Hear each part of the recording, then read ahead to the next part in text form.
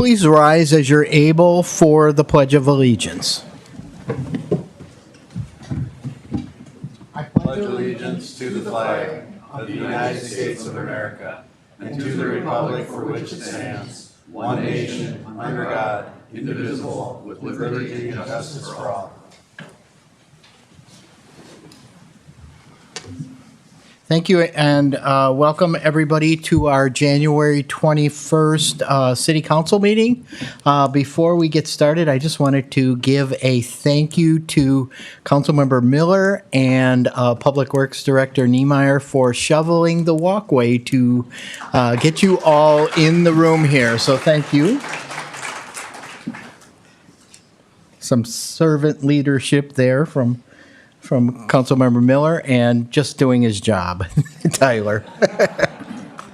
So we open each of our meetings with an open comment period, and this is an opportunity for anyone from the public to speak on items that we will not be taking public testimony during a public hearing later on the agenda.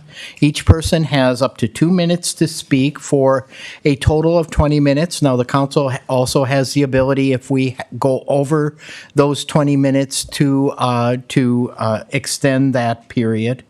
I will be keeping track through two methods. One is the stoplight here, and you'll see a green. It'll turn yellow, I think, when you have a minute left, and red when you are to stop. Also up to my left is the red digital clock, and that will count down the 2 minutes. I'd also ask each speaker to be concise to allow more people to speak, and participants are also encouraged to limit comments generally to topics that are within the scope and jurisdiction of the council's ability to affect policy. Council members and staff do not respond to your comments during public comment, but will instead follow up on any specific requests separately. If you have materials to share with the council, please give them to the city clerk, who's to my right, and she will distribute them to the council.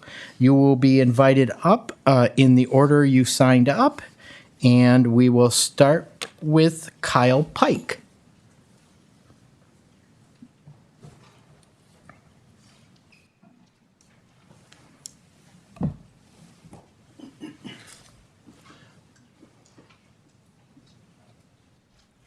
Council President, members of the City Council, my name is Kyle Pike. I'm a disabled combat veteran and a student at Winona State University, and I come before you with a very simple problem plaguing your city. You have the Gestapo forces of an illegal, tyrannical federal government seizing power in my home and corrupting the goodwill of an entire state, plaguing people of color as if they were othered to nothing but an alien and illegal, and you have done nothing hitherto this moment to stop the tyranny I never served to witness in my home. Rochester is a community for Somali Americans, for Latino Americans, for Irish and German Americans, for Italian Americans, for all Americans, legal or otherwise. And you are called tonight by a veteran of the armed forces of this country, whose brothers and sisters are being plagued right now because of the color of their skin. You are demanded here forward that you take action to prevent the Gestapo Nazi forces illegally invading my home. I did not serve for you to allow tyranny to destroy Rochester. I served to prevent it from ever happening on my shores, where my ancestors proudly defended the flag for 7 generations. I will not allow silence on this issue anymore. Thank you, Mr. Council Pine. President, ice Thank you. out Thank now. you. Thank you. Ice out now. Ice out stop now! I'm sorry, I stop but now! I Sorry. stop now!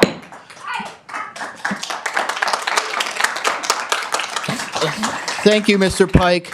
I'm going to just say that, we're going to hear some very impassioned speeches, and we need for you to refrain from applause. It allows the speakers for us to hear from more speakers. So please try to refrain even when there are very impassioned people speaking. So with that, we're going to go to Jared Lucker. Gerard. Jared. Hi, my name is Jared Lucker. I'm a resident of Rochester. Good evening, Mayor Norton, council members, and residents of Rochester and fellow Americans. It's an honor to speak with you tonight to share my thoughts about the moment we're in, to acknowledge the stress, tension, and fear that so many of us are feeling right now. In particular, I want to acknowledge the acute pain, undue stress, and fear felt by members of our immigrant communities, our Somali brothers and sisters, our Mexican neighbors, and anyone who feels vulnerable, scared, or as though their rights are being questioned or their dignity is being tested. I do not pretend to have the answers, nor am I here to criticize you. I am here as an individual, as a father, a husband, and a friend, to pose a simple set of questions for us all to consider. What kind of city, county, state, and country do we want to live in? What values do we cherish? What is our response to rhetoric meant to divide and demean? What are our children thinking when they see videos of people being taken from their homes, their vehicles, their jobs, and even their places of worship? When my 3 sons ask me, "Dad, why is this happening? Why is my friend missing school?" What do I tell them? Do I explain policy? Do I ignore the question? Do I change the subject? Or do I teach them the values and principles I try to embody and hope for them to emulate? Humility, empathy, rational thought, democracy, friendship, kindness to the stranger, help for the needy. Do I model cruelty? Do I brag, boast, or pontificate about my ideologies or my prejudices? So I ask those of you on this council and in government who have been charged with upholding the Constitution and serving the greater good to reflect on these very questions. I ask you to use your authority to set a moral example worthy of the trust placed in you, because it's always the right time to do the right thing. Thank you. Next, we have Toby Holliday.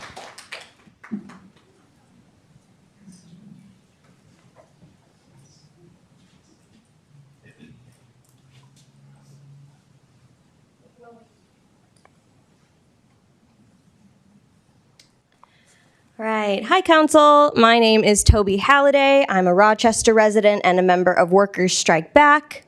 In the last 2 weeks, I have personally observed ICE agents driving recklessly in our city, running red lights, speeding egregiously on our roads, and driving carelessly through our neighborhoods. They have taken workers from construction sites and other workplaces. They have ripped our neighbors from their families. They've also aggressively claimed that they, quote, don't need a fucking warrant to be on private property. These thugs are dangerous and negligent. They are not welcome here. And the longer this council goes without acting, the more of a threat they pose to our community. We demand that you declare today that the city of Rochester is a sanctuary city and will truly stop any and all collaboration with ICE.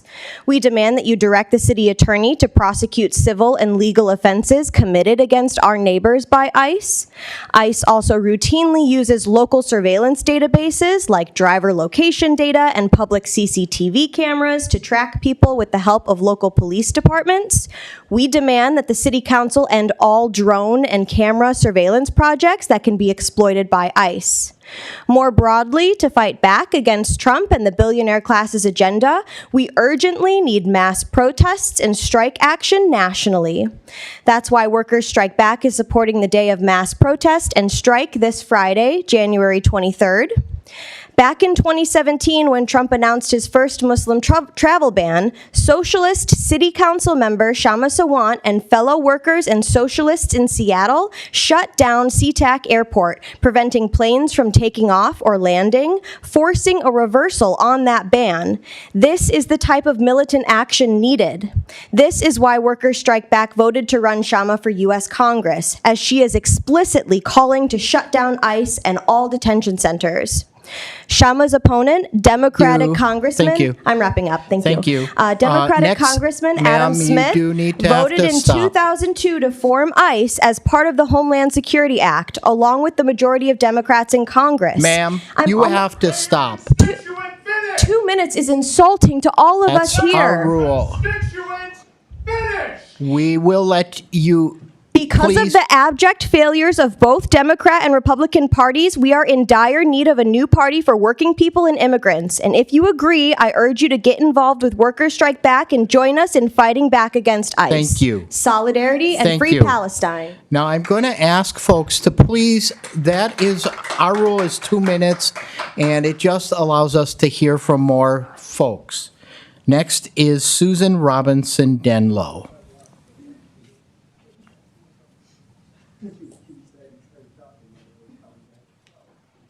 Good evening.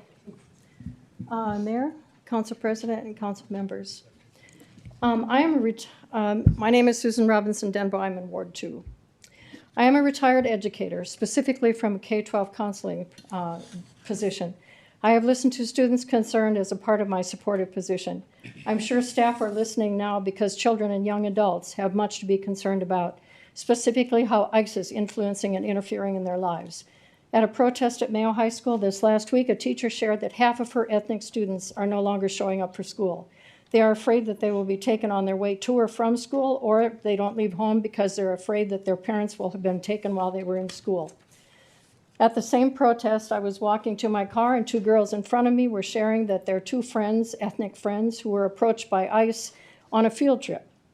Our Rochester High School students had a protest or a walkout last week in objection to ICE in our city.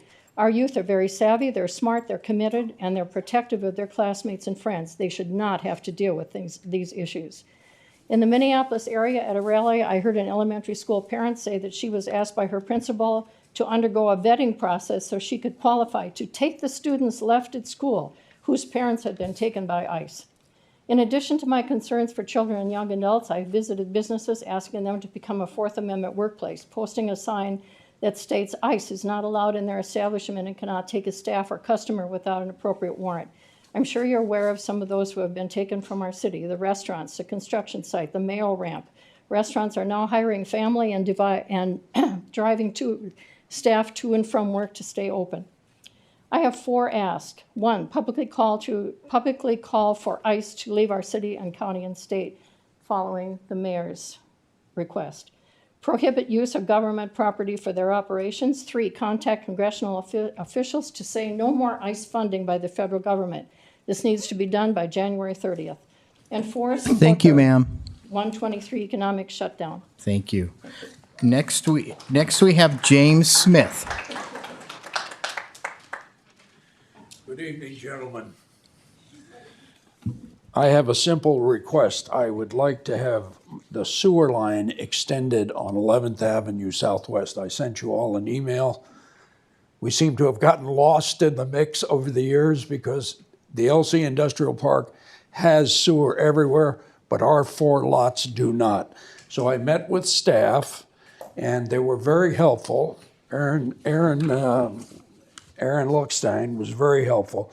And I'd like to request the city extend the sewer in coordination with future redevelopment. We have 10 acres on the exit to the airport, and I think it's a beautiful site for a commercial venture such as a hotel or whatever. But we need to have the sewer line put in somewhere in the next 5 years because we'd like to redevelop the 10 acres. Thank you. Thank you. And I am a veteran. Thank you. Next, we have Emma Smith.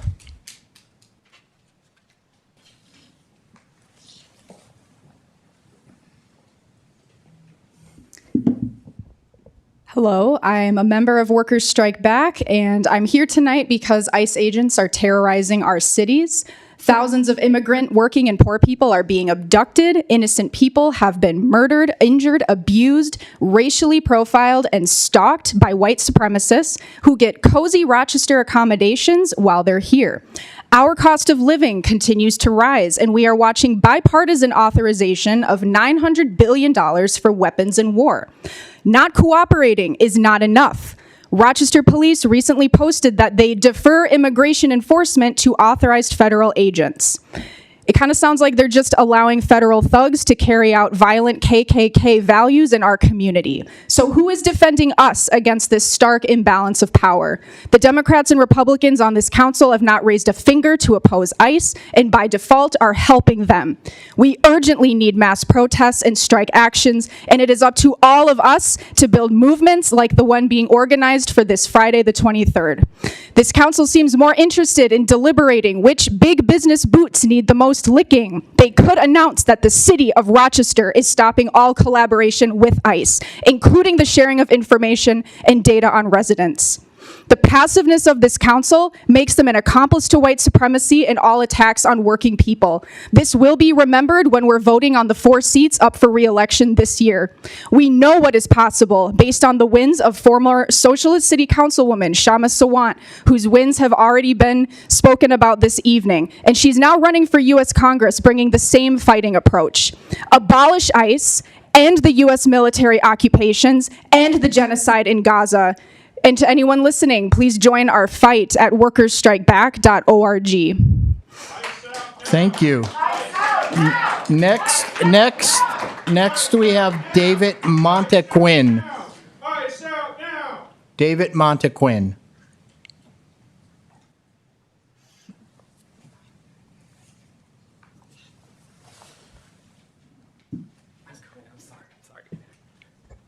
Hi, so my name is David Montequin. I'm also a member of Workers Strike Back. First, I want to extend solidarity with every activist and young person who has spoken out against ICE this evening, and every activist who has faced arrest for speaking out against ICE. Trump's ICE is terrorizing American cities. A peaceful activist and 37-year-old mother, Renee Good, was murdered by ICE in Minneapolis just last week. And the public approval rating for ICE has plummeted since Trump took office, and a majority of American people now disapprove of ICE. Hundreds of thousands of working class people have taken to the streets across the nation to demand ICE out of their states and to shut down the detention centers and abolish ICE. But despite these powerful movements of immigrants and working people, the Democrats at both the congressional and the local level have not raised one finger against ICE.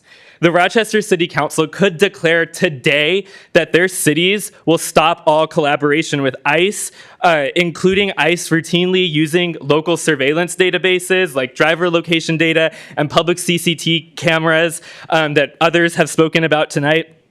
They could sponsor and pass legislation criminalizing the infringement of First Amendment protected activities in relation to ICE protests, and they could make it clear that any ICE officer who attacks an immigrant or any other person will be held fully accountable.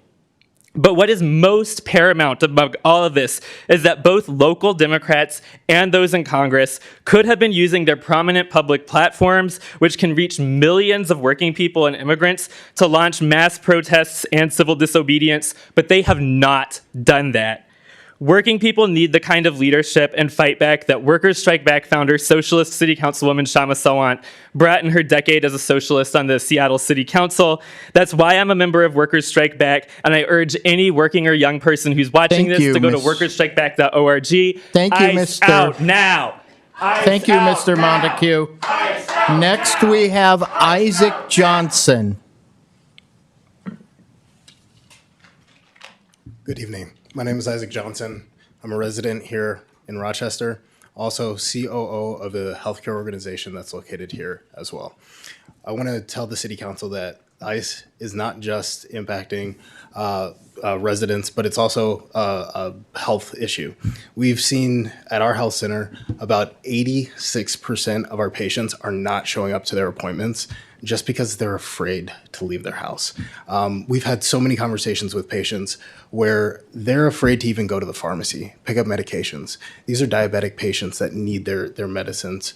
We've really had to change our strategy of how we actually care for patients. It's really sad to see that we're actually having to mobilize and actually get out into the community. We're having to use extensive manpower hours to really reach the community and make sure that they're still healthy. Because they're not coming into clinic, because they're not going into pharmacy, they are not getting the health care that they need.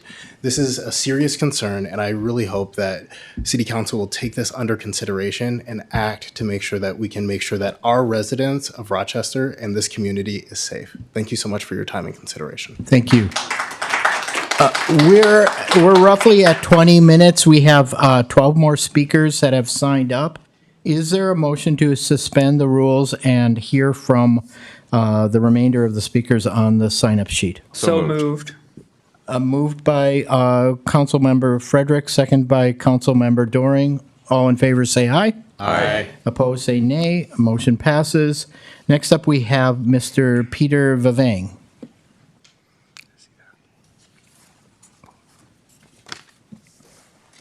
Hi, my name is Pete, and I'm a resident at Ward 5. I want to thank the council for this opportunity to speak. I'll be brief. We are being overrun by ICE. Our immigrant community is under attack. We can't let this slide. I urge you to find ways to preserve our freedom and secure our rights, no matter what color our skin is. If we don't act now, this is just the start of something terrible. We have to act. Thank you. Bye. Thank you. Next, we have Casey Hill.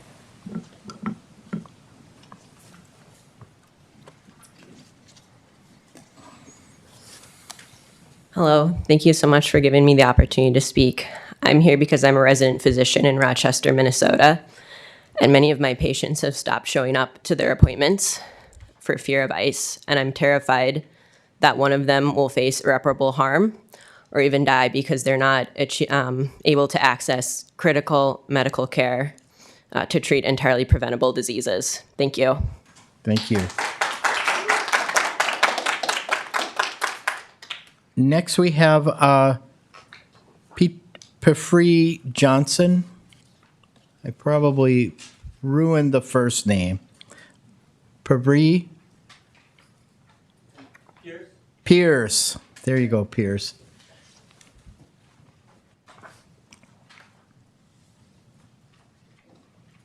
So I'm just gonna say nothing that I really have to say.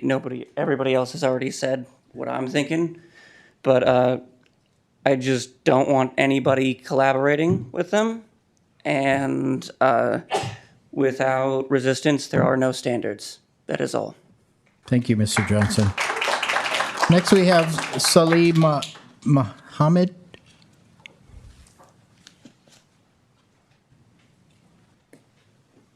Bismillahirrahmanirrahim. Assalamu alaikum. Peace to you all. My name is Salah Mohammed.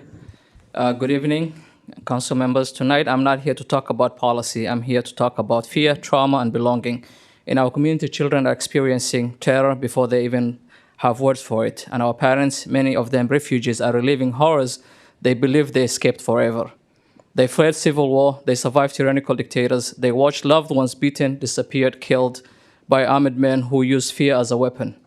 Now those images are back. Same gear, same intimidation, same terror.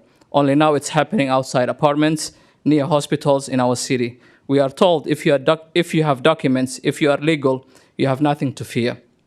But that is not what is happening. Nasra Ahmed, a 23-year-old Minnesota-born woman, stepped outside her aunt's apartment to get seizure medication. She showed her ID. She said, "I'm a U.S. citizen." That did not matter. She was rushed by a dozen men, detained, and the terror triggered a shock-induced seizure. Citizens are being stopped. Indigenous people are being questioned, and they're in their own land, not because of what they did, but because they fit a profile. And so I go home and face the hardest questions of my life.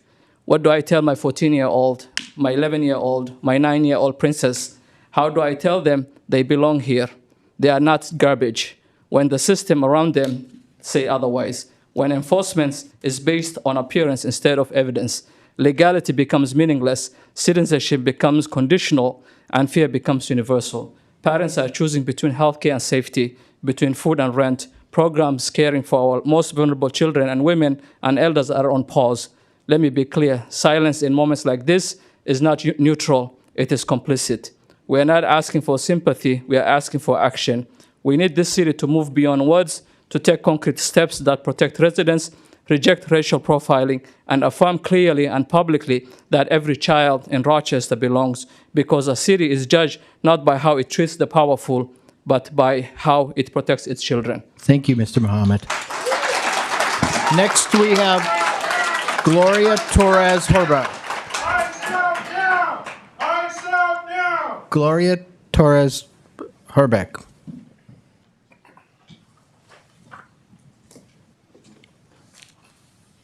Hello, good evening. Thank you for having us, Mrs. Norton and board members.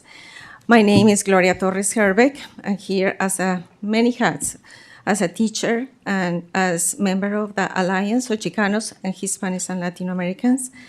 I am a Mexican American. I've been living here since 1992, and it's so hard to see the city turning into what is now.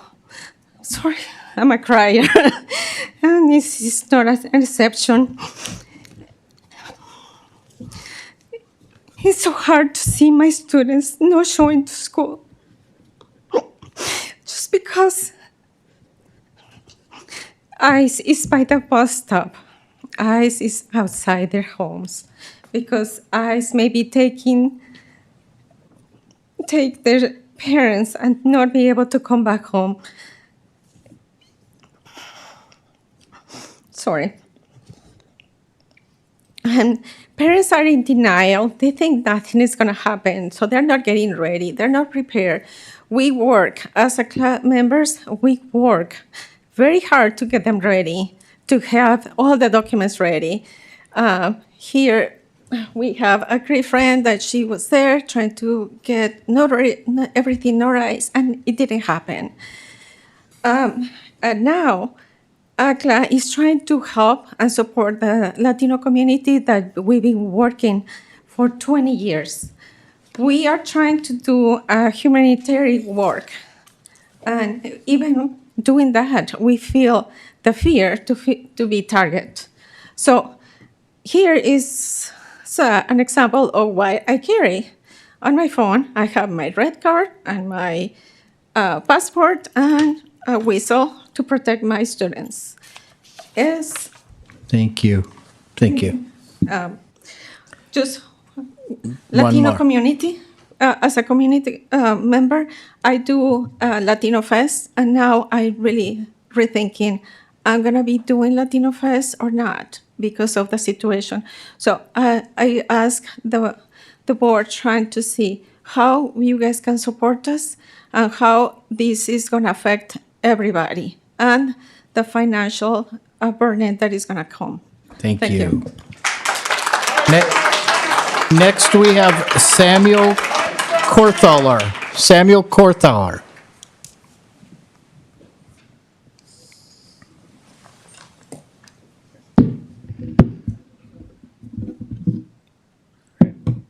Mayor Norton, council members. My name is Samuel Korthauer, and I'm a resident of Ward 6. I'm speaking here tonight at my very first council meeting, not for myself, but for those who do not feel safe to come here tonight. I'm here for my neighbor, also in Ward 6. She's a young mother, born an American citizen, and she will not take her daughter to preschool without both of their passports because of ICE harassment. Women and children are living with a justified fear that armed men in masks will box their car in and traumatize them because of their skin tone or their accent. She feels trapped and may very well be, if not for her white partner, who can still run errands without fear of racial profiling. And I ask myself, is this who we are? Is this America? Is this great? Is this winning? As a neighbor, as an Army veteran, and as a human being, my heart cries out for them, and it demands action. It demands us all to speak up for our neighbors. ICE out of Rochester schools, ICE out of Rochester communities, And additionally, I implore leaders across the state to call for an investigation into the suspected use of hexachloroethane to disperse nonviolent crowds in Minneapolis earlier today. It was removed from military stocks as a smoke agent for its dangerous effects on the lungs and liver, and it is being used today for those very same effects. Thank you. Thank you. Next, we have Jan Weber.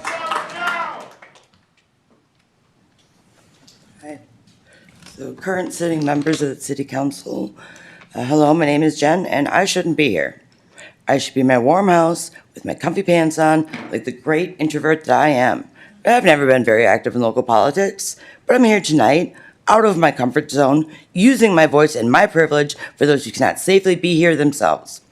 I'm demanding that ICE Immigration and Customs Enforcement be removed and restricted from operating within the city of Rochester. I personally have not been afflicted by ICE, but I am deeply afraid for the days ahead. For myself as part of the disabled population, for my neighbors, my community, and the city.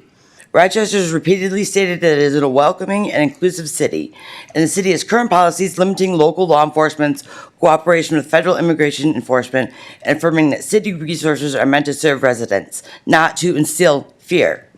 These commitments matter only if they are enforced fully and without exception, and now is not the time to be complicit. ICE has become a rogue agency whose tactics, the unwarranted stops, arrests in schools and churches, the repeated use of excessive force directly contradict Rochester's stated values and public safety goals. Allowing ICE to operate here undermines trust in local government and law enforcement and puts our most vulnerable residents at risk. ICE claims it exists to detain known violent criminals who are here illegally, and that is not what we are seeing. In 1 week's time, I have seen mass agents kick in doors. I have seen peaceful protesters assaulted by pepper spray at close range. I've seen American citizens detained based only on their skin tone or accent, and I've seen Native Americans assaulted and detained. Like many others here and around the world, I saw the killing of Renee Good, all in 1 week's time, and all in our backyard. I've seen protocol and procedure disregarded, and I've seen constitutional rights ignored as if they do not exist. We cannot condone, ignore, or try to justify any of their brute actions. Thank you, Ms. Weber. Next, we have Karen McLaughlin. Let your constituency finish. This is a democracy.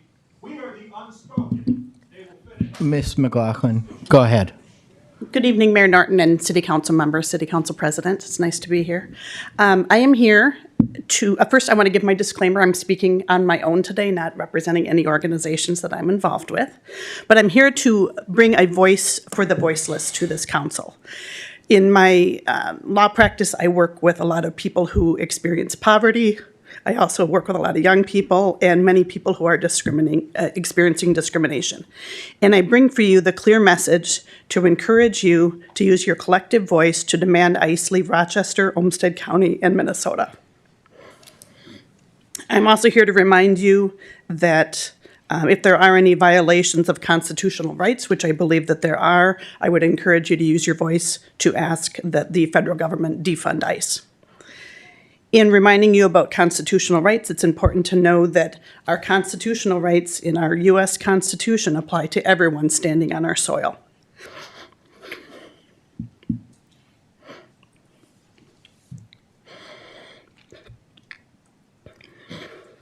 I'm here tonight to speak for parents of U.S. children who are U.S. citizens.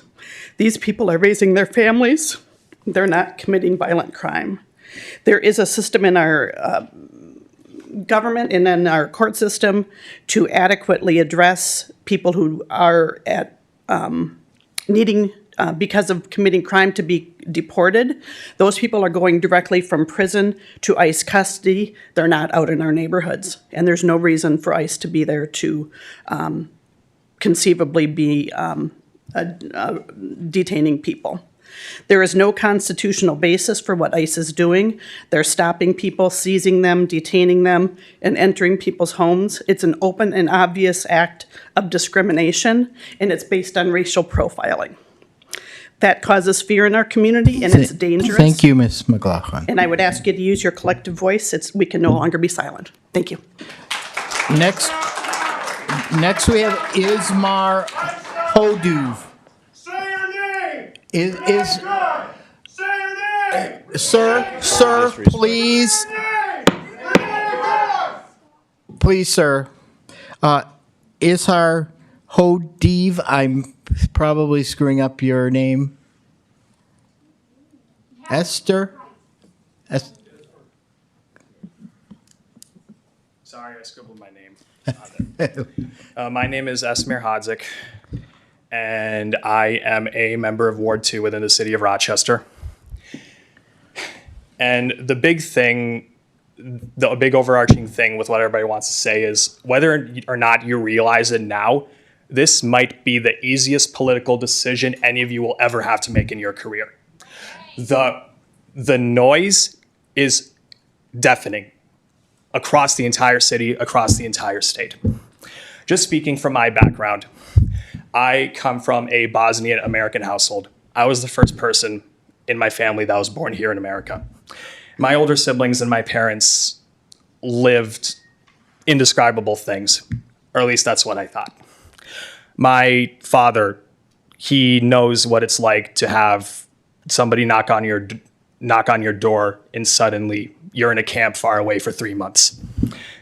And I don't want to see that happen to anybody I know ever again. My parents didn't endure that for me to see what's going on right now. It is completely and utterly unfair.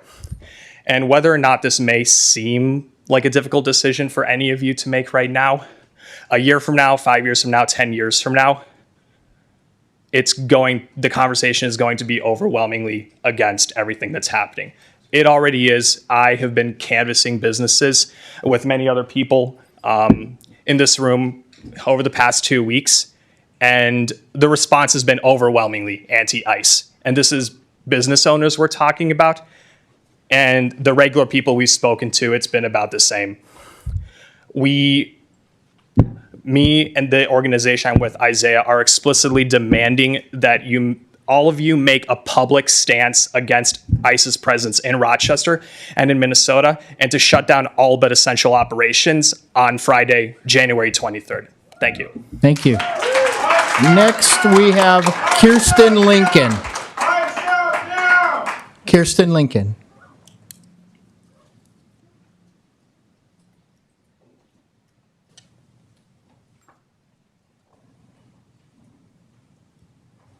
Hello, my name is Kirsten Lincoln, and I'm a resident of Ward 2. And I am here, and people have already talked about the fear at schools. And I can say, as my kids were raised in the Rochester school system, when I drive by Falwell and I see parents out there patrolling, I think, well, what else could the city do to help the schools feel safe? That's kind of a no-brainer, if there's something that could be done. I also am here because for the past 10 years, I've been involved in a food mission that goes out to Southeast Marion Road. Dan Doring is very familiar with this since he helped start it. And I have to say that it is the worst thing ever to know that there are people who need food and they are not coming. They're not coming. And Channel 1 has reported with us, we're partners with Channel 1, that their people are not coming. So you've heard about health. People are not coming for their health. People are not coming to school. People are not eating. So I would like to just double down on the things that have been asked of you to take some kind of stand. If you can help with the January, what is this, Friday? the Friday thing, that would be awesome. If there's anything you guys can do to help the schools, please. If there's anything that the police force can do to help our citizens feel safe, please do it now. Thank you very much for your time. Thank you. Next we have Ruchi Gupta. Ruchi Gupta.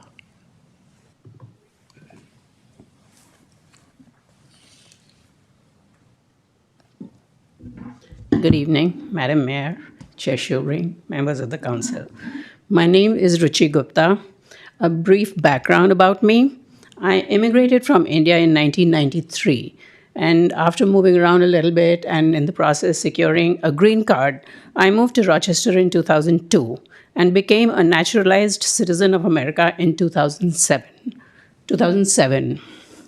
While in Rochester, I raised 2 children, and today my daughter is an environmental lawyer and my son is a second-year neurology resident at Mayo Clinic. I work at Mayo Clinic as a statistical programmer, and I'm also proud to serve my community as chair of Planning and Zoning Commission. I'm here today because on afternoon of Friday, January 9th, I was headed downtown for an appointment when an unmarked SUV started tailing me from a distance. I suspiciously kept an eye on it and stopped at a red light. It pulled up right behind me where I could see the driver in my side rear view mirror. Sure enough, after a few moments, he picked up his walkie-talkie like so. I saw him like this, and he spoke into it, which is what confirmed my suspicions. I was being watched, and I was afraid to park and get out. I called my partner at home, and I alerted him, asked him to text me a picture of my passport, which he did. He stayed with me on the phone, and when the light changed, I turned left, but the ICE agent did not. I felt relieved, but still was rattled and drove around a bit to make sure that there were no others. Finally, I went to my appointment, but upon return, scanned the area thoroughly before I approached my car. I now check everywhere before I leave the house or even before I let my dogs out. I feel fear in my own community, and I see it reflected when I go out to restaurants that have started locking their doors.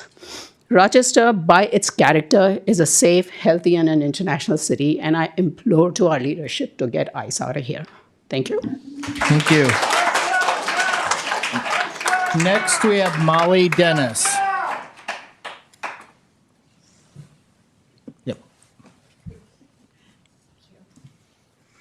All right, thank you for your time. So you have a packed agenda tonight. I don't see anything about ICE or any of this on the agenda. Please put it on there. My name is Molly Dennis. I'm a former elected official. I sat right there on the city council a year ago. I want to say that it is your job as elected officials to represent the citizens of our city. We have a huge amount here who are vocalizing. Let's scrap what the executive branch, let's focus on what the legislative branch wants to do and make this a priority.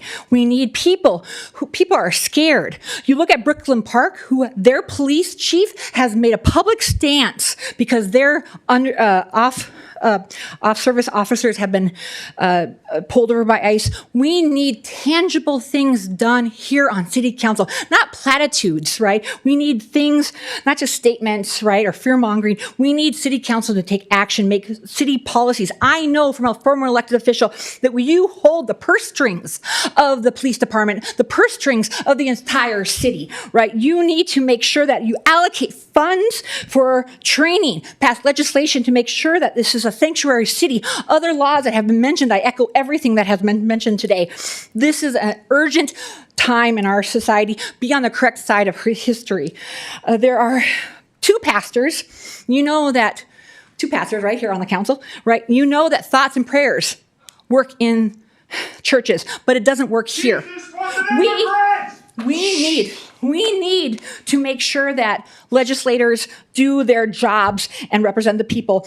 Please take action, not just, the rhetoric, but constitutional rights are not suggestions.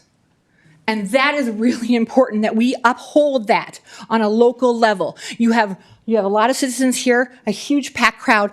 Listen to them. You should also do your work, but also prioritize your job as a representational democracy. Thank you, Ms. Dennis. Thank you all. Thank you all. That is everyone who's signed up. I just wanted to also mention that we will take the roll, and then we will have some of our city leaders, Administrator Zelms, City Attorney Spindler Craig, the mayor, and the police chief speak to the issue that was dominating our public comment period. So with that, Clerk Kasel, could you please call the roll? Good evening. Councilmember Keene. Here.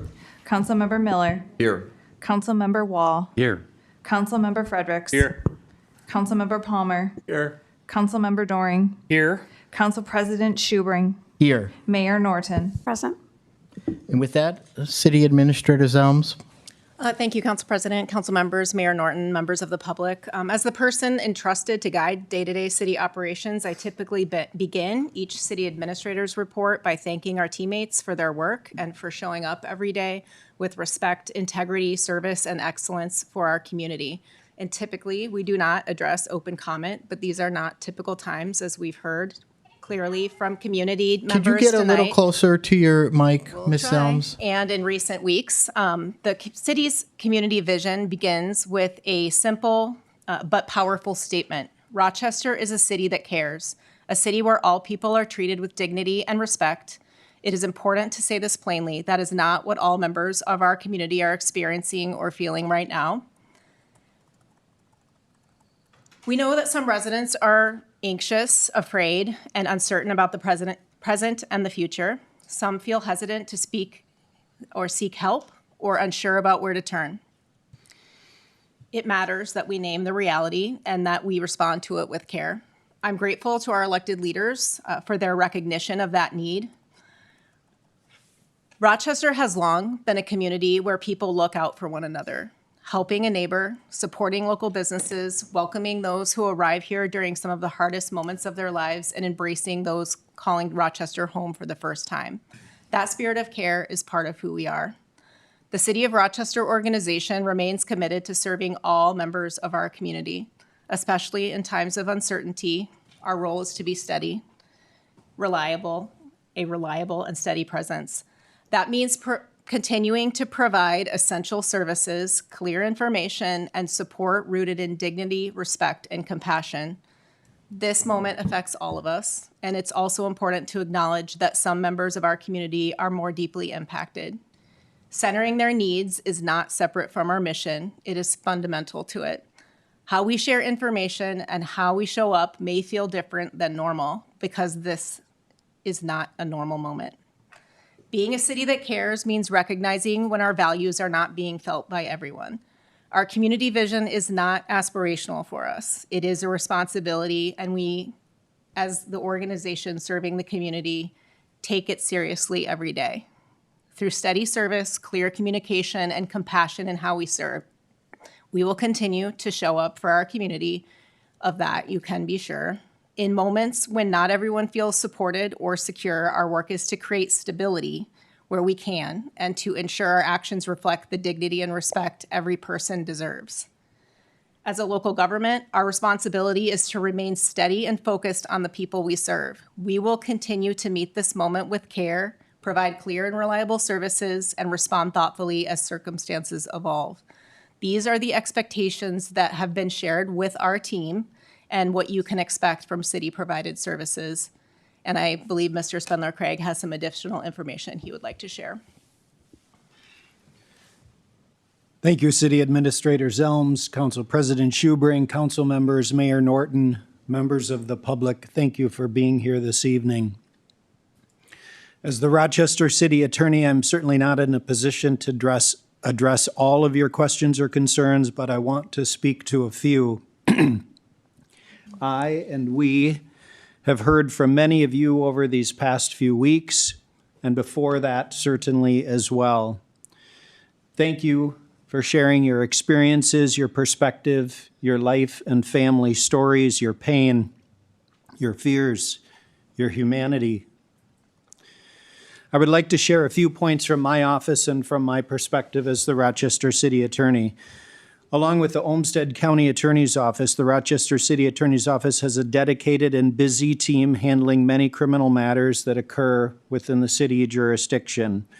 These include domestic assaults, protection order violations, property crimes, DUIs, traffic, and many other common day crimes that reflect real-life public safety dynamics of our community.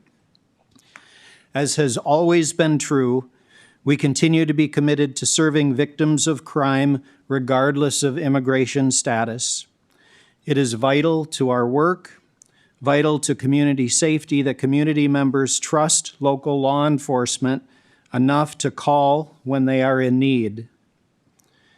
We will continue to do everything we can to ensure that victims of crime feel safe coming forward, to seek protection, pursue justice, and access the criminal justice system. We do not ask victims or witnesses about immigration status, but we are mindful of the concerns and fears faced by vulnerable immigrant communities. Many in my office and I do this work because we believe deeply in the rule of law and in the integrity of our justice system despite its flaws. The rule of law, as we've heard tonight, is fundamental to a functioning society. We cannot normalize racial profiling or systemic violations of civil liberties or the dehumanizing rhetoric that has become far too common. The city has built out a resource page that includes various resource links, immigration legal resources, FAQs, and also a link to an incident form through the Attorney General's office.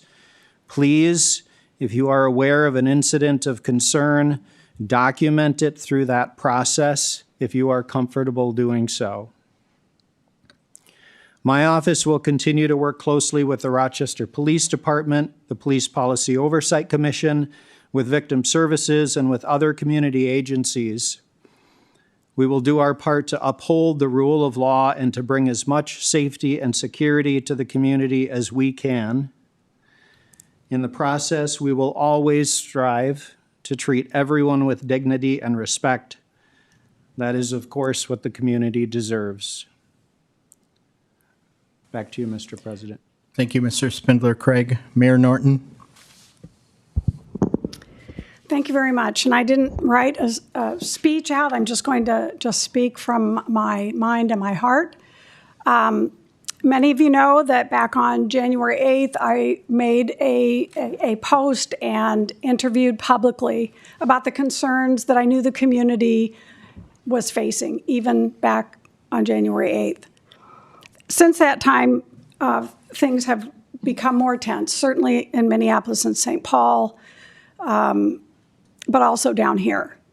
I have calls to my office from people saying, I'm afraid to come to your community for health care. That was shared by a couple of individuals here today.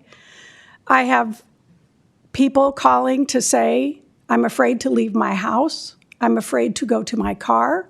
I'm afraid to go buy food. And I'm afraid to take care of myself and my children. I know children are staying home from school. The things we heard today from the wonderful public that came to speak are the things we've been hearing about in the office, and it is what caused me to, again, go out and make a second statement. I'm not going to read it to you, but I made that second statement because I want you to know that we're hearing, we recognize what's happening, we acknowledge, not just hearing, but we're acknowledging that we see what's happening. And frankly, we're sorry about what's happening in this country and in our city. These are frightening times, frightening for people in this room, frightening for our friends and neighbors, frightening, frankly, politically, because, I think I used the word uncharted waters. This has not happened in my lifetime, that we are facing the kind of actions that we're facing in our community, and it's frightening.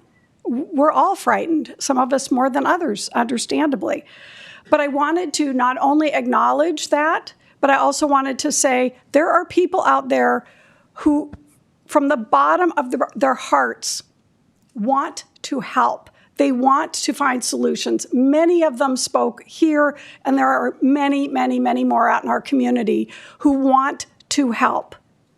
And they want to help in ways that don't hurt the cause, that don't hurt the individuals they're trying to support. And there's real fear out there that they don't know what to do, but they desperately want to do something.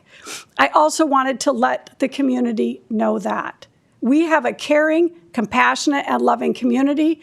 Yes, there are individuals who don't feel the way that we all are feeling in the room tonight. They don't even experience in their own lives or see experienced in their communities what you've described here tonight. And it's our job to let you know that we hear you and we see you, and we will do what we can within the limits that we have, unfortunately. If you remember in the comments that I made earlier this week, I did say I have made the call myself to federal officials asking them to help us remove ICE from our community. We didn't ask for ICE to be here. We don't need ICE to be here. We have a law enforcement properly trained law enforcement group in this community who is here to care for the community, and that's their job. We didn't ask for, nor do we need, any extra help. And I say that in quotes. A couple things I do want to say that I heard from some of the speakers tonight.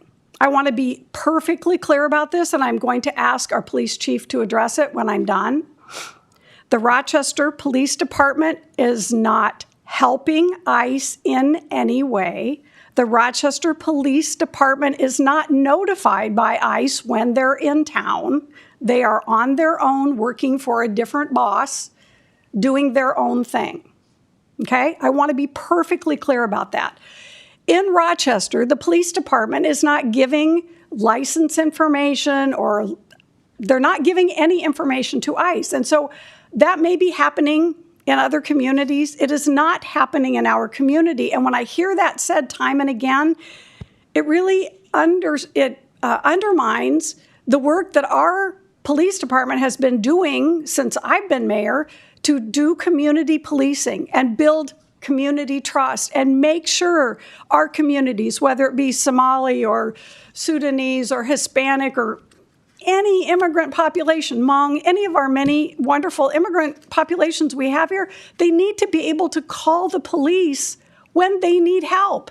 And when we use that kind of language that you can't trust our police department, people then are afraid to call when they need help. They have to know that our police department is not ICE, it's not Border Patrol, and it's not doing any of that, nor helping them. So I'll conclude in just a moment, but would the chief like to say a couple words? And I know he's sitting over here now, and maybe he'd like to help the community understand what you do and don't do. Yeah, thank you, Mayor. Thank you, Council President, Council Members, City Administrator Zelms. Thank you for this opportunity to speak.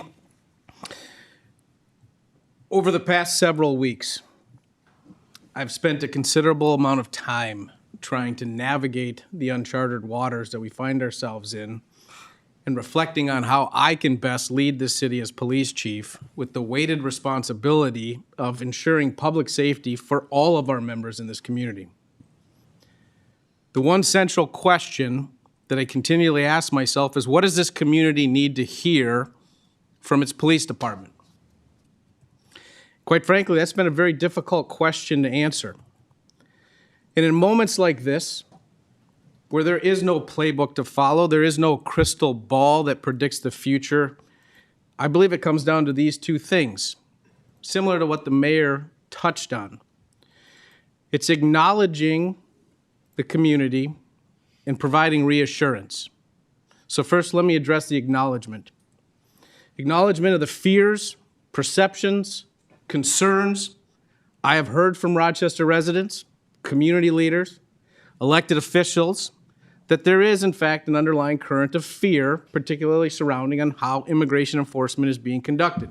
I've heard from local businesses and schools that this is having an impact on behavior and attendance.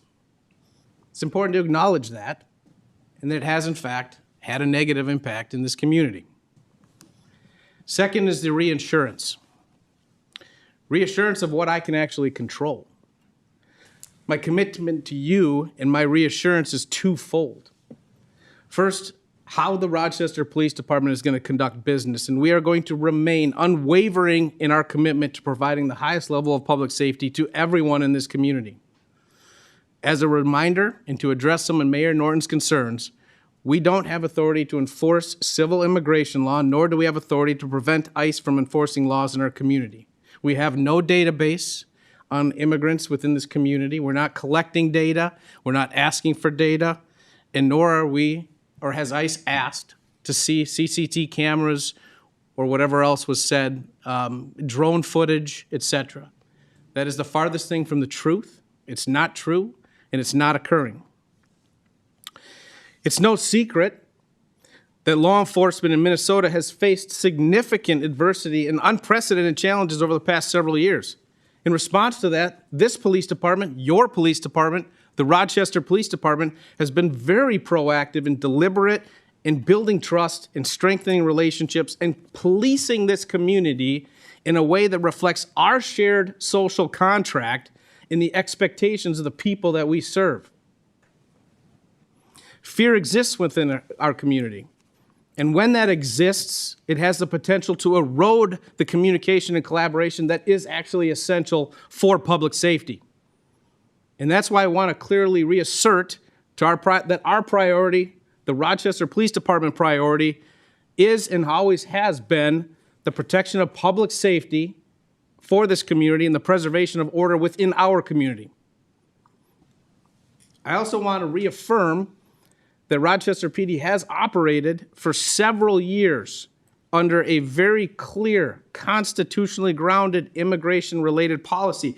This policy was developed in partnership with public input in the community members, and in fact, even included an immigration attorney as part of that. It guides our daily practice, decision-making, community engagement, in full compliance with state and federal laws, while protecting civil liberties, upholding the Constitution, and maintaining that public trust. You can find that policy online. Yes, our policy explicitly states that we do not engage in immigration enforcement. We do, in fact, defer that to the federal agencies. Finally, we're going to remain steadfast in our commitment to public safety to this community. We will continue to meet with community groups. We are going to continue to answer questions. We are going to continue to address concerns. And as always, if you need law enforcement assistance, please do call 911. You're never bothering us. Thanks.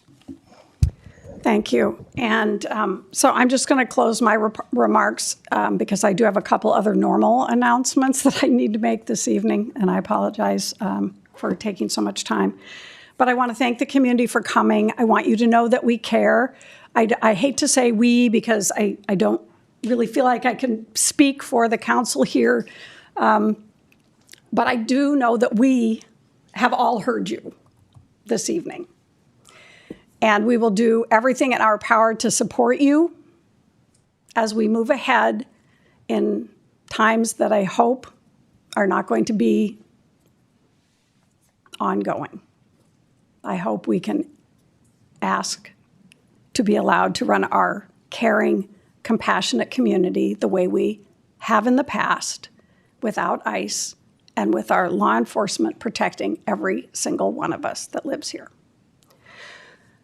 So I do have a couple other announcements. I know a lot of folks are here for this topic, which we are wrapping up at this point. There may be. Can I just add one thing before you go before you go to your usual mayor's report? So the council will have an opportunity to discuss this during our other business, which is at the end of our agenda. But with that, I will turn it back to you, Mayor. Thank you. Just a couple things. The first one is I do have a proclamation to read. This is kind of the normal stuff that we usually do every year, and this is our first proclamation in January, and it reads as follows. Whereas certified registered nurse anesthetists provide high-quality, cost-effective anesthesia care, safely administering more than 50 million anesthetics to patients each year in the United States. And whereas CRNAs have been an essential part of the American healthcare system for more than 150 years, ensuring patient safety and comfort and access to anesthesia services. And whereas CRNAs were the first specialists to provide anesthesia care in the United States, tracing their roots to Nurse Alice McGaw, the mother of anesthesia, who practiced at Minnesota's Mayo Clinic and helped establish excellence in the field. And whereas CRNAs are the primary providers of anesthesia care in Greater Minnesota and rural communities nationwide, supporting access to obstetrical, surgical, trauma, stabilization, and pain management services in medically underserved areas. And whereas CRNAs serve as innovative leaders in anesthesia care, collaborating with a wide range of healthcare providers and practices in hospitals, ambulatory surgical centers, military settings, and Veterans Affairs healthcare facilities. And whereas Minnesota continues to lead in nurse anesthesia education and practice with approximately 2,000 CRNAs authorized to deliver anesthesia services to patients across the state, strengthening Minnesota's healthcare system. Now, therefore, be it resolved that I, Kim Norton, Mayor of the City of Rochester, do hereby proclaim January 18th through 24th, 2026, as Certified Registered Nurse Anesthetist Week in the city. In witness whereof, I have hereunto set my hand and caused the corporate seal of the City of Rochester to be affixed this 21st day of January 2026. And I do believe Robin Finney is here to, is Robin here? There, to accept the proclamation.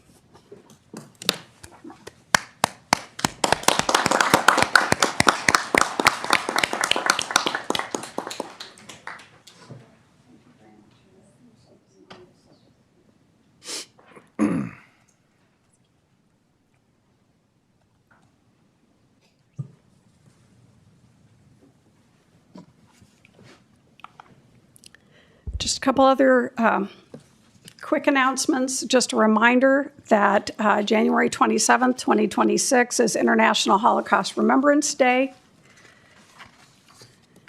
We recognize that each year. There's also an informational meeting about the Sister Cities trip to Germany that will be held at 125 Live on Saturday at 11 a.m., January 24th. If anyone is interested in learning a little bit more about our sister city, both of Moosburg and Munster, and the trip and the cities we'll be seeing in between, you're welcome to swing by 125 Live at 11. And Mr. Chair, that's all I have for today. Thank you, Mayor. And thank you, Police Chief Franklin and City Attorney Spindler-Craig and Administrator Zelms. And as I mentioned, the council will have an opportunity, if need be, to discuss this issue later. So thank you all for being here. And as the mayor said, you are heard. With that, I will move on to the order of the agenda. Are there any changes to the agenda? Seeing none, is there a motion to approve the agenda? So moved. Moved by Councilmember Keene, seconded by Councilmember Fredericks. All in favor, say aye. Aye. Opposed, say nay. Motion passes. Moving on to the consent agenda, Councilmembers Wall, Miller, and myself are pulling item F10. Is there anything else? If not, I'd invite a motion to approve in block items F1 through F9 and item F11. So moved. Second. Moved by Councilmember Doring, seconded by Councilmember Miller. All in favor, say aye. Aye. Opposed, say nay. Motion passes. We have two public hearings on our agenda this evening.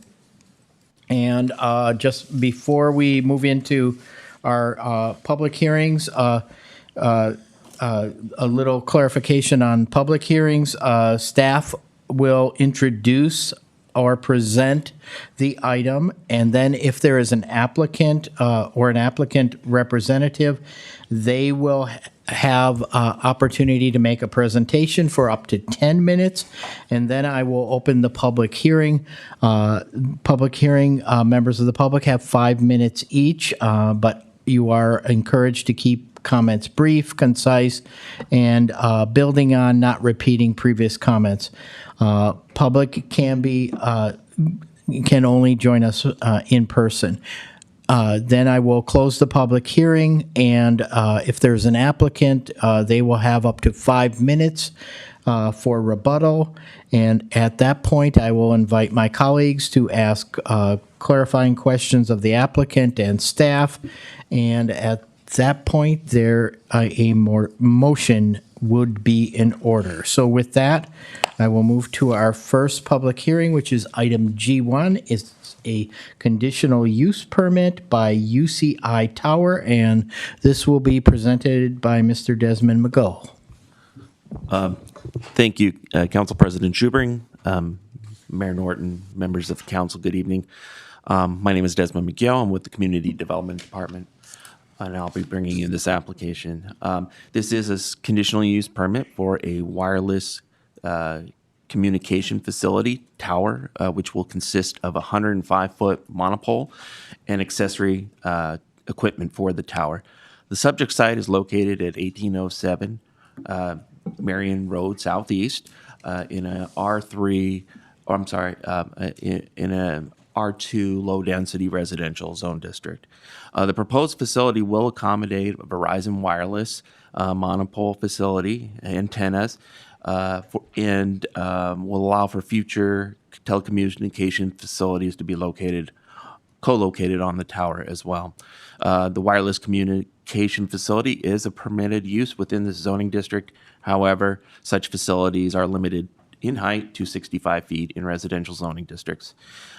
Subject to a conditional use permit, facilities can be granted an additional 50 feet in height if the applicant can demonstrate that functional coverage cannot provide thorough co-location, be at a lower height, and also if it's in a zoning district such as this, cannot be provided in an alternative zone district such as commercial, industrial, mixed use, or agriculture.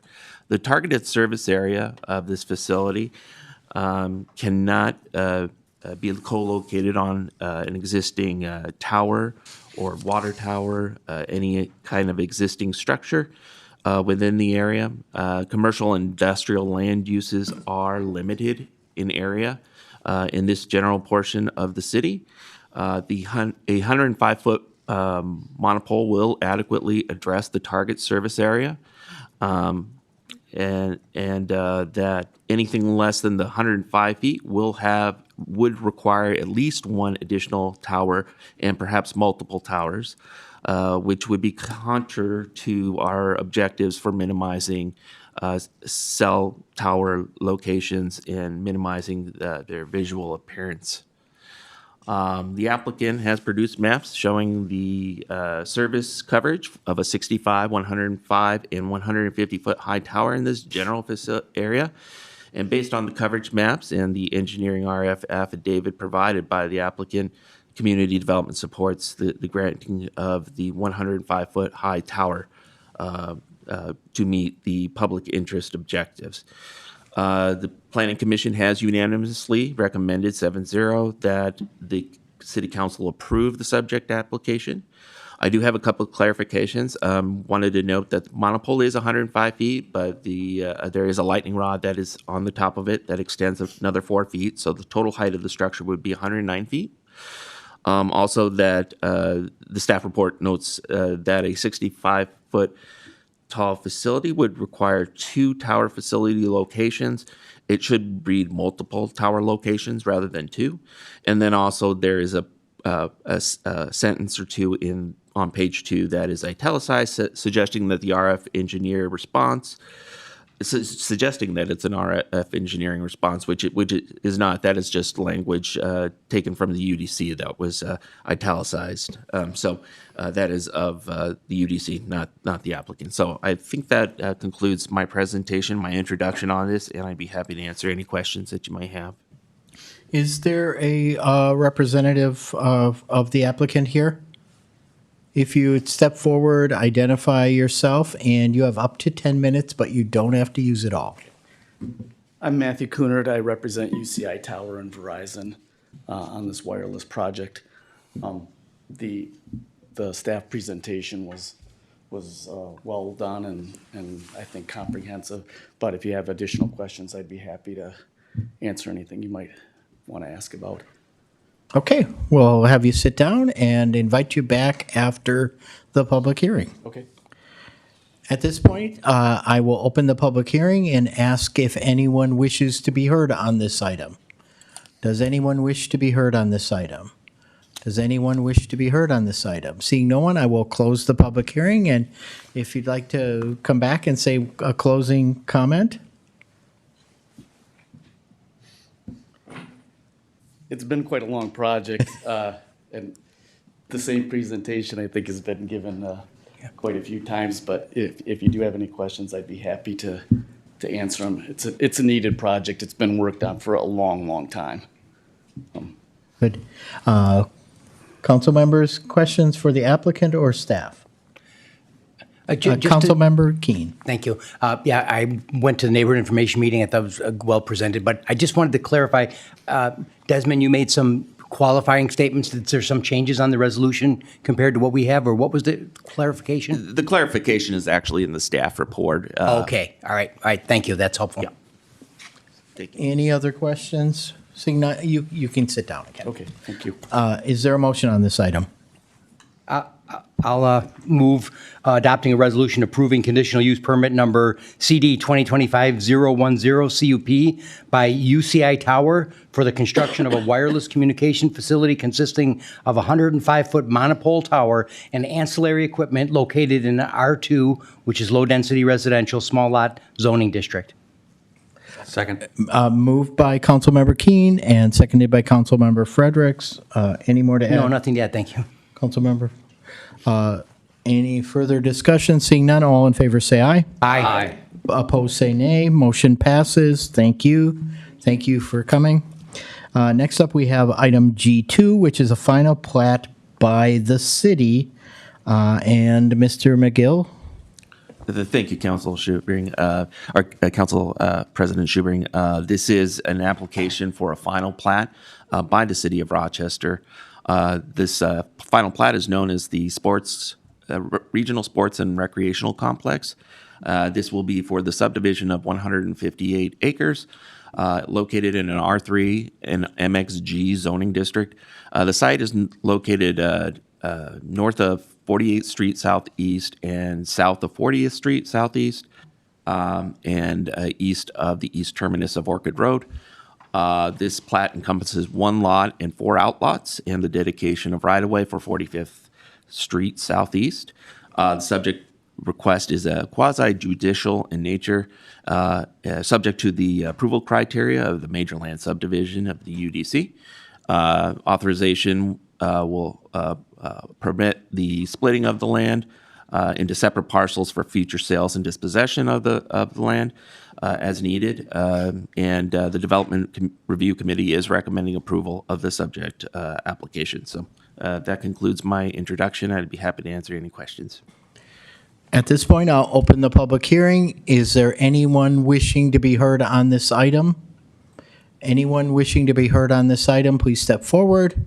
Anyone wishing to be heard on this item, please step forward. At this point, I will close the public hearing and invite council members. Any questions or motion? Council member Fredericks. Make a motion to approve final plat number CD 2025-043 PLAT by city, adopting a resolution approving final plat number CD 2025-043 PLAT by the city to be known as the Regional Sports Recreation Complex with 3 conditions for the subdivision of 158.21 acres of land into 1 lot and 4 outlots. Motion made by Councilmember Fredericks. Is there a second? I'll second. Seconded by Councilmember Keen. Councilmember Fredericks, any more to add? Councilmember Keen? Further discussion? Seeing none, all in favor say aye. Aye. Opposed say nay. Nay. Motion passes 6-1 with Councilmember Doring voting nay. Moving on to reports and recommendations. We have a site development agreement with Mayo Clinic for the West Logistics Center and the Osmond Waterman Clinical Building. And this item was pulled by Council Members Wall, Miller, and myself. And Councilmember Wall, maybe you can kick us off on this one. Thank you. Need to pull up my notes. Primarily, I pulled this because it is such a huge project in the city of Rochester. And I think that by drawing attention to it at this meeting, we signal to the residents and even to our own council the magnitude of what we are doing with this particular F10. I have other questions, but that's primarily why I pulled. Councilmember Miller, any more to add?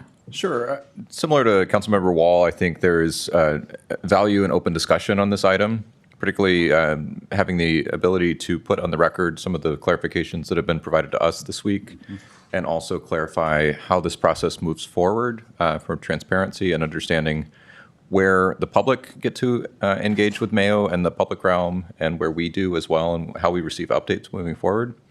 So I think it's a major project, and we're in uncharted territory in this as well, and I think more information is good. Thank you. And for myself, I agree with both my colleagues. I think really understanding where members of the public can continue to engage on this project as it moves forward. A couple more specific issues, and I think I'm going to turn to either Ms. Steinhauser or on this. A couple of specific issues is clarifying Mayo Clinic's commitment to this council to feature the artifacts that were removed from the former Lord's High School in the park design.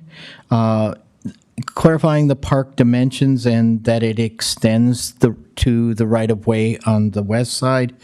And then also the potential costs of burying the overhead power lines and efforts to encourage a joint funding of this between our major employer, DMC, the city, and so some specific questions there. So Ms. Steinhauser, if you can give us a little briefing on this. Sure. Thank you, Council President Schubring and members of the City Council. Happy to try and respond to those. I will also say that Community Development Director Irene Woodward is here, as well as our PU Director Tim McCullough, who are also available to answer for questions. And we do have online outside legal counsel Rachel Tierney, who helped with the drafting of these agreements as well as prior agreements. So specifically to your questions related to the use of artifacts that is from the historic Lord's site.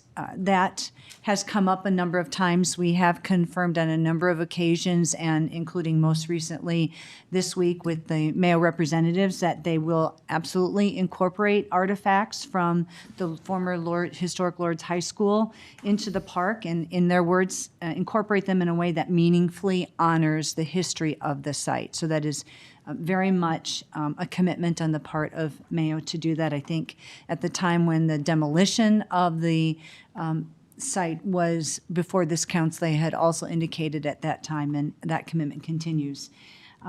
In terms of the park design, the park is not fully designed. I think in conversations with Mayo representatives, they recognize that this is a really important asset, not only to the community, but to the neighborhood in particular.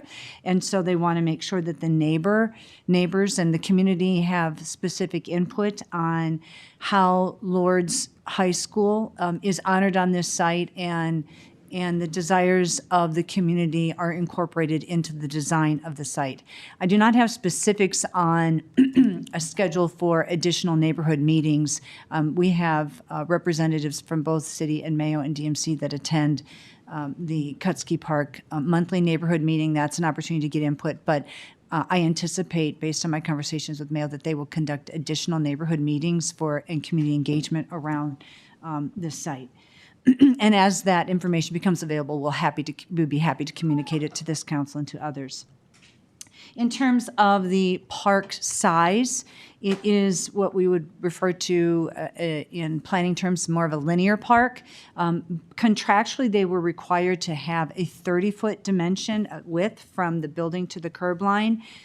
That the actual dimension is 43 feet, and then it runs the length of the block north-south. So that is the size of the green space, the linear park that we're talking about. In terms of the conversation on overhead line and the burning of overhead lines, that of course was brought up by this council during a discussion when you approved the DMC CIP budget last October. Since that time, there's been a lot of discussion internally from city teammates and a lot of work done and research done by Tim McCullough in terms of understanding the landscape that we're looking at when it comes to not only bearing overhead wires on 7th Avenue, but the ask was beyond. It was for Kutsky Park. But as it relates specifically to 7th Avenue, I'll defer to Tim in terms of providing information on those costs.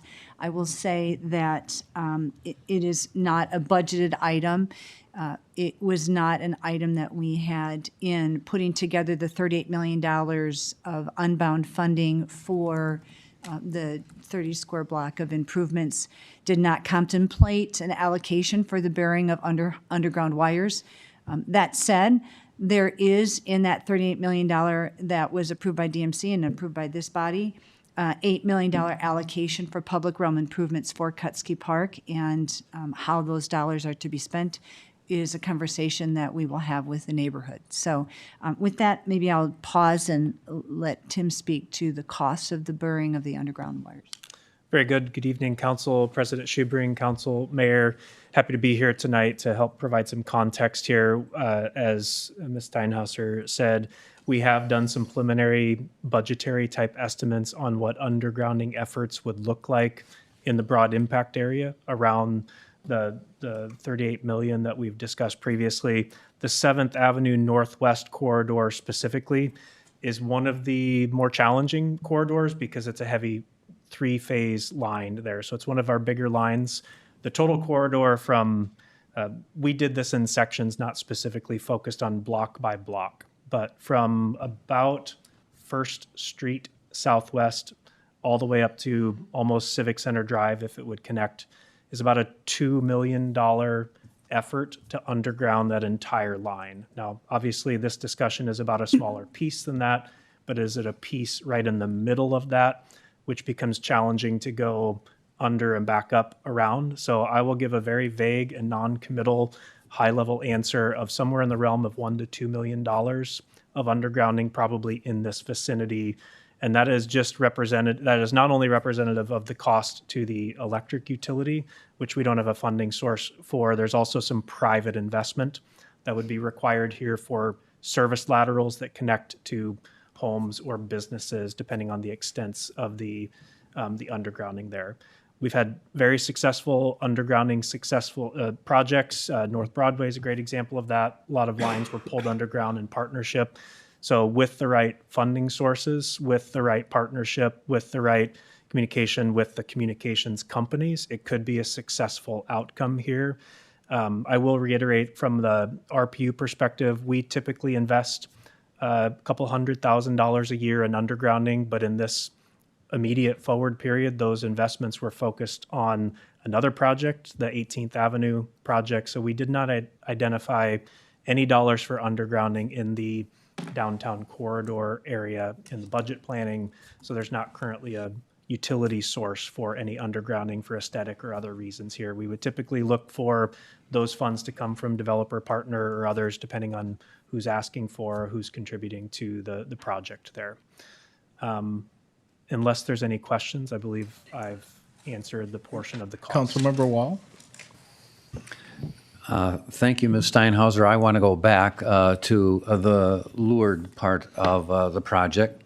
Months ago, Mayo representatives and city leaders made a commitment to the council that there would be this linear park with artifacts. I think that there's some narrative in the public that there is some withdrawal of that commitment by Mayo representatives. I have been assured, both in writing and now orally by you, that instead of reducing their commitment, the park seems to have grown and that they are equally committed to using artifacts. Would that be true? That is correct. And that was one of the reasons I wanted to pull this, is to get that onto the record, like I think Mr. Miller suggested, that the council remains committed to that. From months ago, to today. Another question, and I think that you addressed that, that Mayo is committed to further meetings with the public, that they haven't had their last opportunity to weigh in on either the logistics building or Osmond Waterman building. Yes, that is correct. That's great. The one thing that I think is important for the council is to recognize, I believe, if I have understood it correctly, that if we were to approve F10 as it is currently written, that this is not likely to come back to our council for any kind of meaningful action. Have I read that correctly?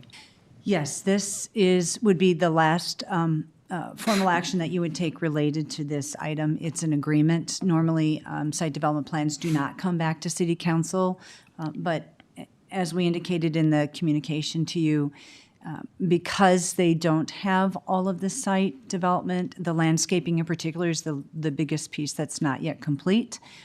We wanted to have something on the record, something official, something enforceable to make sure that not only do the designs get complete, but that they actually build what is shown in the designs that city staff would review at the staff level, review and approve at the staff level. Thank you, and I think there's at least one council member up here who would say Mayo has always gone over and above what they have been asked to do in the community. And so with the oversight by city staff, we're really quite assured that we're going to get just an A #1 project, even if it doesn't come back to the council. I would agree with that assessment. Thank you. Councilmember Miller. Sure, just a few questions. And while I appreciate Mr. Wall's optimism, I think I would anchor myself in the oversight of this project and set that as hoping that city staff and knowing that city staff will hold Mayo Clinic or any developer to our standards and not assume that just because they're the largest employer in town and the majority stakeholder of downtown, that they will just deliver something that it meets the community needs. So just want to be that on the record too, that I will agree with you. Very much will not give away my expectation. And I'm grateful for the UDC and the process that led to that. But my question, I guess I would start, Ms. Steinhauser, you've enumerated some of the conditions related to both of these sites. Could you go through the conditions related to the Osmond Waterman building and give us a status update of where this site development plan as well as other work brings us on those? There's the pedestrian access through the Osmond Waterman building, the downtown active transportation network. Could you enumerate those and just share where we stand? Sure, and then I will also lean into my colleague, Ms. Woodward from the Community Development Department. So in terms of the pedestrian access through the building, that was a condition of street vacation. And so, and you approved as part of that condition, the access, I don't remember all the exact hours, but it's every day, and it's generally the hours. The hours are early morning, well into late at night. I believe it's 10 or 10:30 at night. So, so that access is a public access through the building to replace the access that was eliminated with the street vacations of 3rd and 4th Avenue. In terms of the conditions yet to be approved, Ms. Woodward took point on negotiating and vetting the site development plan that has been submitted by the Mayo team and reviewing what was incomplete in that plan and identified and developed that list of conditions that we will enforce through this agreement. So maybe I'll just pause and let Ms. Woodward speak to that. Thank you. So for the access, it also says approved in concept in the agreement. So just to note what that kind of means is Mayo has showed us numerous ways that they're creating that concept. And in general, we are in agreement of making sure the pedestrian flow, and we've maintained it in the agreement until it gets to full construction documents and building permits to make sure that those continue. And this was a method for us to be able to make sure that that continues, knowing it's a priority. So could you clarify the exhibit? Because there were yellow arrows and indicating staff entrances and red arrows indicating public entrance or access. And I was sent an email from Mayo Communications saying that unfortunately the graphic attached was incorrect. I thought we had corrected that, Mayo, in the council record before submission. Could you clarify what the current proposal and whether or not the exhibit included in our packet is the most recent version? There was some change to the exhibit. It is correct online currently, and it is a public access, and it is showing that in the exhibits. Okay. So another question related to the West Logistics Center and the linear park. Obviously, that is still in a process of engagement. Mayo had a meeting last week with the neighborhood. I will just reiterate that a priority that was overwhelmingly clear, and several of us attended that meeting, was undergrounding the power lines, particularly for overstory tree possibilities for that park. And so I guess I just want to put that on the record of it was abundantly clear to me that that was the first priority, even more so than artifacts, is that the quality of that park is contingent on overhead power lines are undergrounded. And I do hope that we do find a way to move that forward, because it feels like as we talk about dig once, this feels like a dig once, a build the park once, and allow the trees to grow overhead. I guess another question that's come up in other presentations to us is about the Air Quality Alliance, and it was indicated in that meeting that Mayo had declined to participate as a site for an air quality monitor in that park. And I guess I don't necessarily have a question other than just it feels unfortunate that we're out of step in monitoring air quality. And I would hope that the city might think of ways near that access point to reassure the neighborhood and other downtown visitors that the air quality is sufficiently monitored and reported as it relates to public health. And my final question is related to the public realm experience, and what assurances might you give us that the features of the public realm around these buildings will be more than bushes and benches? So I will attempt to answer that, and again, if others want to respond. So I think I know what will drive the review is the Unified Development Code has a robust set of design standards that they use that go beyond just bushes and benches. And then layered on top of that, also embedded in the UDC, is the city design guidelines for DMC district, of which this is part of. And so if anything, to me, that is an elevated level of design that the planners that review the site development plan apply to the review and approval process. Okay. Councilmember Keene. Yeah, I just wanted to do two things. One's kind of already been covered. One on the overhead power lines. I mean, this is a big deal from the neighbor's perspective. I also think it's a better quality park if this were done. But I want to reiterate, when we talk about, like, we can talk about the project person doing it, or sometimes this is done through RPU, but there are other buildings that would need to pay for their access things that would need to be worked out. And I want to make sure the community understands that before we push for something that drives other costs that other residents are going to have to pay for. I think the staff made the good point here that what we're proving tonight isn't any sort of design or anything like this. It's this ability to keep moving right now, but still hold these other site development plan requirements, even though one of those site development plan requirements is you don't get any permits until you have it. So we're doing these agreements now so that we can keep up with this. And I think this is a stated goal of this council, to try to be responsive and keep these projects moving and not have them drag out and start losing time. So I appreciate the ability to try to put an agreement like this together.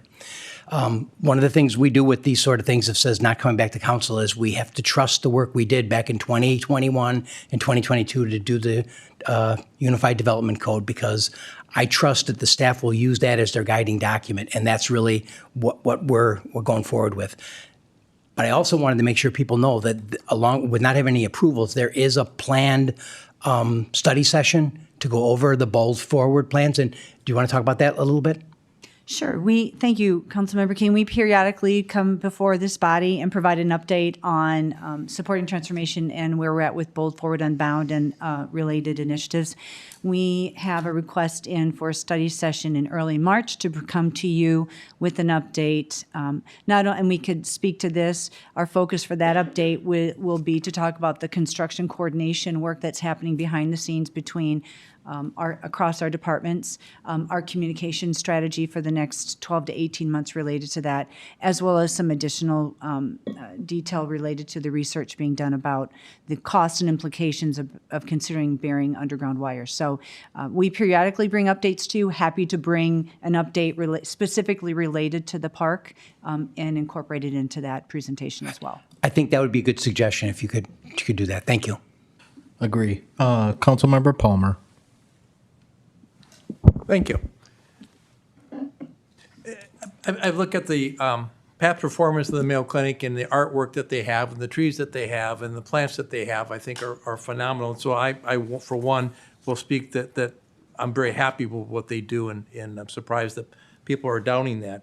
I have a couple of questions, and I'm confused on this First Street southwest of Civic Center Drive to bury the lines. Why would the citizens of Rochester or the ratepayers of RPU want to pay for this? Because the policy is that we don't. And so I don't understand why, the people out in the ratepayers have to pay for this. That just boggles my mind. I mean, that certainly we would bring forward to you what we're hearing in the community meetings, and that would be a policy decision that this council would make, whether or not you wanted to allocate resources and pay for it as opposed to putting it on ratepayer. But Mr. McCullough looks like he's going to But these answer. meetings you're talking about are the neighborhood meeting that's maybe 20 people, not reflective of the community. And I don't think that if you said to the community, oh, it's going to cost you $100 so that the Cuskey Park neighborhood doesn't have to look at these lines on the 7th Avenue portion, I don't think anybody would agree to that. I certainly think there's a lot more work. I'm not advocating a position one way or the other. And I understand that. Yeah, I think there's a lot of work still yet to be done to understand the financial implications. As Mr. McCullough indicated, that we have generally rough estimate of burying a large line, but understanding what the cost per household would be for the people that would have to replace the lateral line from the main to their household, and if there's any other implications, if it's an older home that needs to be brought up to code. There's a lot to understand in terms of considering burying underground wires, and we haven't fully vetted that. And I'd just like to add, I probably spoke broader than was necessary for this conversation in describing 7th Avenue to its full extents. The planning work that we've done up to this point has been looking at the full broad impact area and trying to divide it up into segments that can further be subdivided. So I apologize if I extended the conversation further than the extent of what the discussion point was tonight. Okay. And the other question I have is this. I think you said $8 million for public realm. And this is coming from the DMC money, is that correct? That is correct. Of the $38 million that was approved, it includes an allocation from 7th Avenue West in the Kutsky Park area. The idea and the thought behind that allocation is how do we, I think as someone put, soften the edges of the impact of a $5 billion investment that lives right next door to a neighborhood that has preserved a lot of its character. And so how do you not have a negative impact to that neighborhood? And so the thought was that those dollars would go towards an enhanced public realm that softens and the impact of what's happening with a $5 billion investment right next door. So then explain to me, how do we use DMC money outside the DMC area? it's a fair question. Not all of the area is in the DMC district. Depending on how those dollars are being recommended being spent, it could require a boundary amendment that would have to go to the DMCC board and then to the city council for consideration. Well, in the past, the idea of moving the DMC boundary has been, lack of a better way to say, frowned upon, and greatly not wanting to do. And I'll point to one of my bugaboos is the parking ramp at the rec center, in that we will not change the boundary. I'm not sure why we'd want to change the boundary. And I know the last time we talked about this, it was confusing because you're talking about burying lines down Center Street or First Street. The cost of that would be horrendous, and you would lose the trees. And so who's making this decision that this $8 million is going to be spent? Well, no decisions have been made on how it's being spent. It's an allocation, right? And there's been, as I said, we've had some initial conversations with the neighborhood, the Kutzke neighborhood in particular, and want to be sensitive to the fact that there is inevitably going to be an impact to that neighborhood, whether it's traffic, whether it's, traffic being one thing in particular. So let's just take traffic as an example.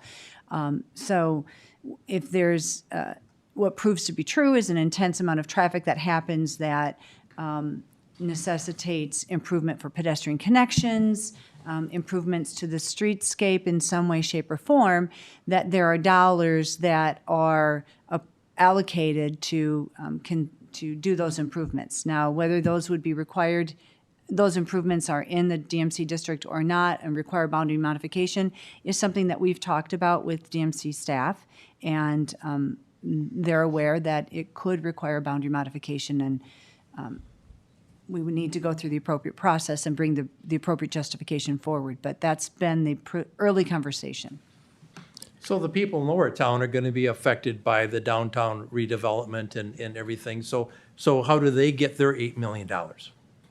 That sounds like a rhetorical question, council member. Well, it's not a type of question that it's fair to ask staff to answer at this point. I want to clarify a little bit to Councilmember Palmer's question. So those allocations for that $8 million, whether there's a request for boundary changes will come to this council, and specific allocations of that $8 million will all come back to this council. So we will have an opportunity to discuss those as they come forward, correct? So you approved the funding. You already approved the $38 million. We would bring forward, if the $8 million for anything in Kutzke Park went beyond the boundary modifications, current boundary modifications, that would come before you as part of the justification for the boundary modification. If it's an expense that is already in the DMC district, what would come to you would be the RFP for design services, for planning services, the RFP to go out for bid and to award the bid contract. So if it's in the boundary already, that's what would come to this council. Thank you. Sorry to interrupt, council member. Just wanted a clarification. So- Do you have several more questions, or like two? I'll have two. Okay. Go ahead. So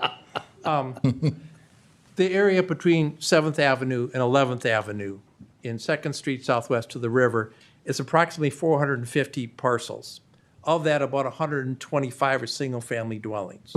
So if you expanded the boundary of the DMC area, would you then change the zoning to R3 and R4? Because it's almost already a commercial area with that much rental, don't you think?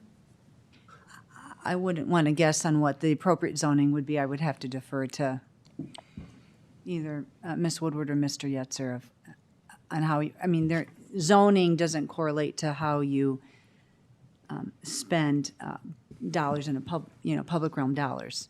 No, but it does move in the district, the DMC district. The district boundary modification would be to enable dollars to be spent in the public realm. That is not a zoning specific item. So my last question is, the requirement for Mayo Clinic on this linear park is 30 feet. So when your inspector goes out there and looks at it and measures 30 feet, is that what they're looking for? I'm not sure that I understand the question completely. What we know is that in rotating the building, it enabled the park to go beyond 30 feet, and that Mayo has clearly indicated that will be the result, is that it will be 43 feet based on rotating the building creates the opportunity for additional green space in that linear park. So they've more than met the requirement. I don't know if that answers your question. Can I add a little? My understanding is that Mayo Clinic has also said that they would maintain the right of way so that the park itself would go from building to curb, and the path or the sidewalk would land somewhere in that linear park. Is that kind of a correct interpretation of what they're planning and what you've agreed to with Mayo Clinic? That's my understanding, but I'll ask Ms. Woodward to also comment on Okay. that, because I think she's seen more recent documents. So yes, it does include up to the curb to the building. That area is 43 feet currently, and that's showing up on the existing site development plan. It is just not fully designed in terms of where the sidewalk is going to land and some of those other elements, but the distance and the width has been identified. And Mayo Clinic has agreed to maintain that right of way. That is correct, and we will work with them on any of the other documentation needed as we continue to move forward. Councilmember Miller. Yeah, just one additional clarification on the conditions. So related to improving the pedestrian and active transportation, could you give us an update on the 6th Avenue design, like how perhaps truck traffic planning is moving along as well? And when we should expect updates for our council action on those? Sure. So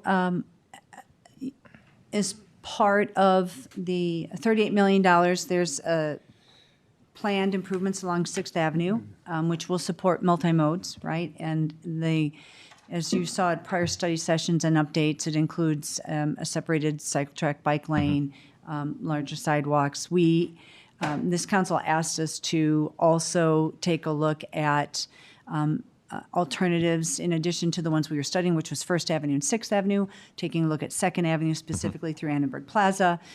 Most of that work is complete, that analysis is complete. We went to PBAC a week or so ago, and it is scheduled to come back to you, I think, February 18th for an update.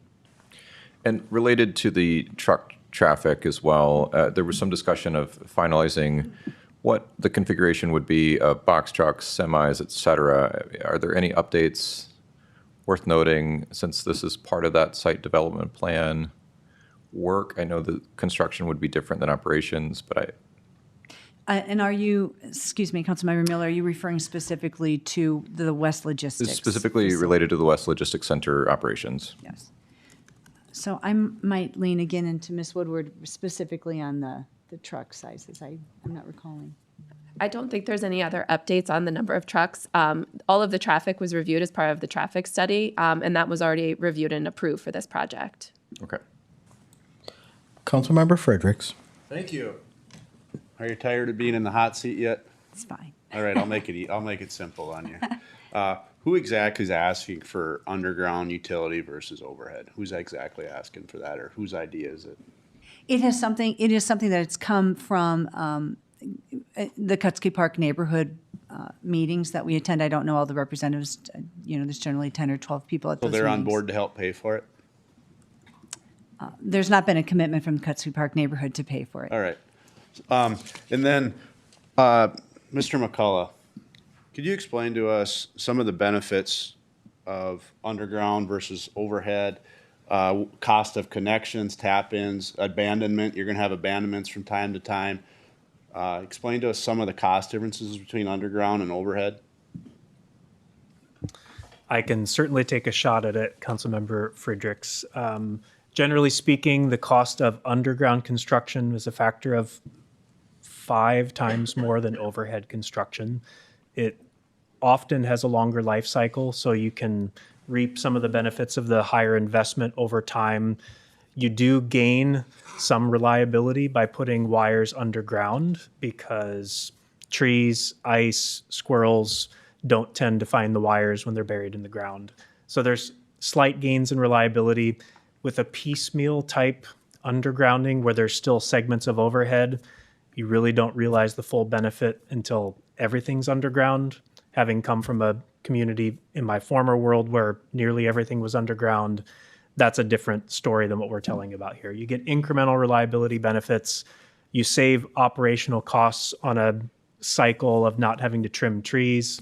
You certainly get an aesthetic benefit of not having the wide trees like cut out of the middle when you have the conflict between overhead lines and trees as well. There are some inherent benefits of, we've, I think, encountered about a dozen car versus pole accidents. So interfaces with traffic can be improved when you put things underground, but those nice big green boxes that stick out of the ground still get hit by cars as well. So those are, it's not a full 100% there. RPU has a goal of trying to move forward and continue progress towards undergrounding our system. There's a board adopted policy, and we partner often to do so on that.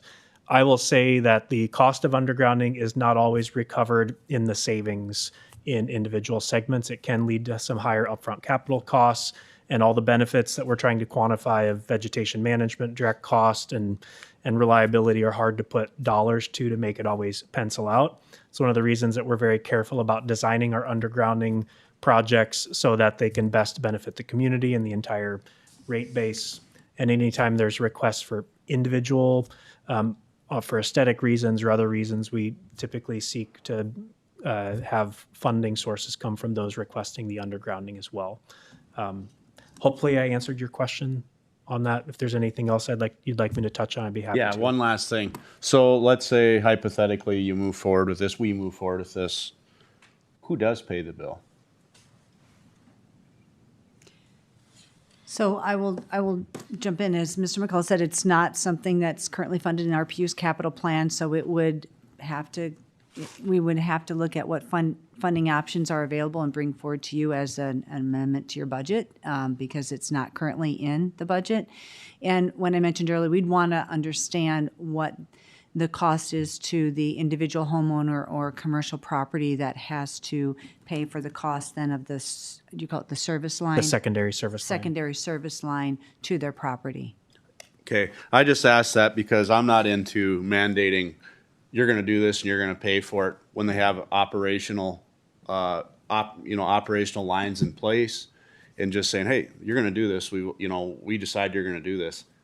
I'm not on board with that. But so that's where I'm at. Any further discussion on this? Is there a motion on this item? I'll make a motion. Go ahead, Councilmember Palmer. Authorizing a site development agreement with Mayo Clinic, a Minnesota nonprofit organization, for conditional site plan approval for the construction of the West Logistics Center and the Osmond Waterman Clinical Building as part of Bold Forward Unbound in Rochester. Second. Motion made by Councilmember Palmer, seconded by Councilmember Fredericks. Any more to add, Councilmember? No, I've done enough. Any further discussion? Seeing none, all in favor say aye. Aye. Opposed say nay.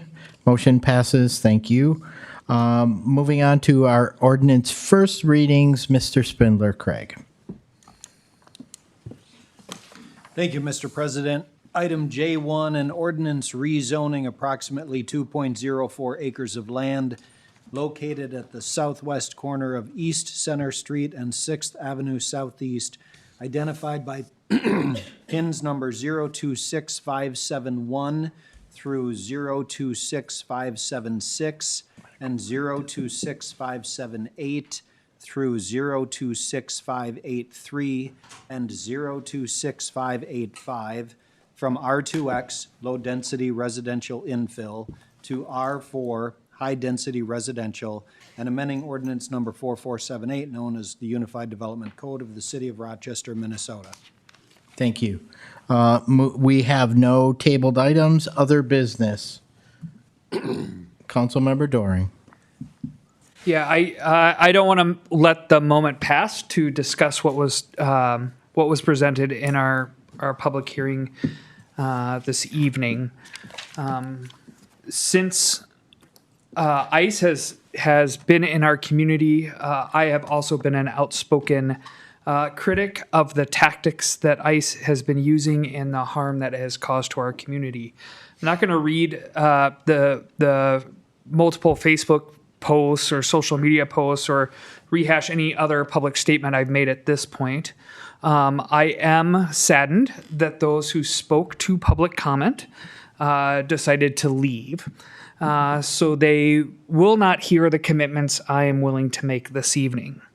I remain committed to pushing our city administration, our Rochester Police Department, and all entities who have any legislative power to look for solutions or clarifications about how our community can continue to be a safe place for everyone to live.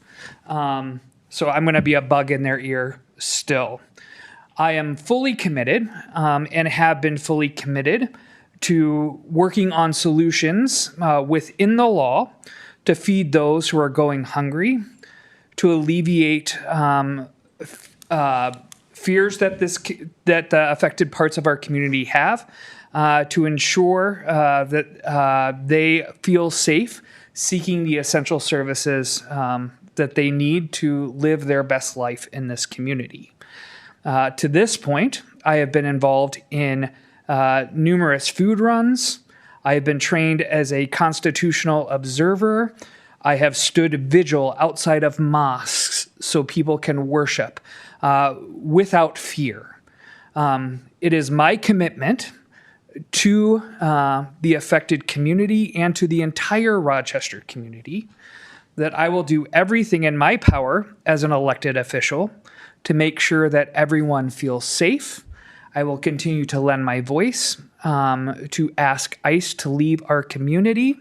And I encourage all Rochester residents who are as concerned as I am to serve their neighbors, to reach out, and to do so in legal fashions. If we all engage in this type of behavior, Rochester can certainly be the place that I and those that you heard this evening want it to be. Thanks. Thank you, council member. Anyone else want to be heard on this item or on other business? I'm sorry. Go ahead, council member Wall. I appreciate Mr. Doring's words. I have heard a lot really from both sides on this issue. And what I'm so sad about is that everybody feels like they're losers. I don't think anybody thinks they're winning this battle, if it's a battle. And no matter what is done, it seems like there's losers on all sides, and that just really hurts. I work weekly with people who are affected by this and hear stories. It's just so sad that we choose not to treat each other as God's children, no matter where we live, from where we come, skin color, ability. It is just a real sad commentary on the current state of things. I really appreciate the statements made by the four city leaders as we got into our business meeting tonight. Really am grateful that the safety for the community rises to the top in what I heard all four of those people saying, and that we as a council and just as human beings need to commit ourselves to the safety of our families and our neighbors. Thank you, council member. I'll just say one of the things that I will be looking at as we move forward, and again, I appreciate that administrative leadership as well as the mayor have taken a vocal stance on this. I also appreciate so much Councilmember Doring and his taking the lead on this issue, and I will be there with him to bring items to this dais if we need to. At this point, I think it's so important that we hear from our community. I appreciate everyone who came here tonight and you were heard. I appreciate those that reach out to me and my colleagues on what's happening in your lives and in your neighbors' lives. It's important for us to hear that.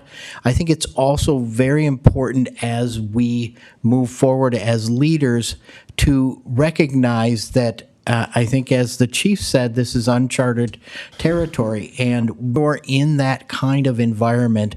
The more information, the better. And so I will be pushing our administrative team to give us more information.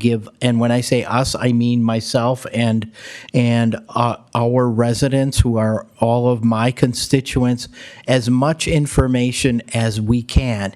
Even if we don't know the answer, we should say we don't know. And I know we do have a site that Ms. Motella has gathered a lot of frequently asked questions. It's a living site that is constantly being populated. I think we need more visibility for that site on our city website. And as I've heard a lot today from the administrator, from the mayor, we need to meet this moment, and we need to really respond to our community and when they're hurting and make sure we recognize that hurt is real. So as we move forward, you'll see hopefully more from us, more visibility, and we'll tell you when we don't have the answers. So with that, Councilmember Fredericks. Thank you. Mayor Norton, I want to thank you for your statement earlier. I thought you did a very nice job on that. And Chief Franklin, we appreciate what you're doing for this community. You're put in a tough spot often by a lot of people. And I think you did a very good job of addressing what was going on tonight, and we fully support you. Councilmember Miller. Sure. I'll just add, I really appreciate all of the people that came out to speak to us tonight and realize that people have other activities, families, commitments, and there are many valid reasons that people wouldn't stay. So I hope that people will take the opportunity to review the recording, or perhaps they're watching live. But I hear loud and clear that people are asking us to do something. And I hear it in the area of public safety. How do we reassure? And I appreciate, Chief Franklin, all of your reassurances of how we are engaging in public safety, in the local work, the ongoing commitments to provide service. And I share Council President Schubring's expectation that those resources are very public and clear to community members to make sure that they are not assuming something in a void of silence. I'll also say that I share strong concern for school attendance, for people to access work, for people to access healthcare, and what I feel like we don't yet have in a coordinated way, and perhaps the AG's office has this, is documented impacts of what's going on in our community. And I would hope that we can work towards making that clearer to us as policymakers, and understanding, because at the MLK event that the Chamber and the NAACP hosted on Monday, there were testimonies directly going to that, and I suspect goes much farther than what we heard. So I would like to see some way that we receive reporting and understand how ICE is impacting people's health, economics, access to education in our community. And I hear loud and clear that people are going to have economic impacts in their own personal lives, and I would think about specific things that we do have the power to do. We have the power to implement suspension of citations under a process for alternate side parking if people are unable to move their cars. It's snowing today. People are making the choice between perhaps being ticketed and moving their car to the other side of the street so the plows can move through. And that's a very tangible thing that we could do.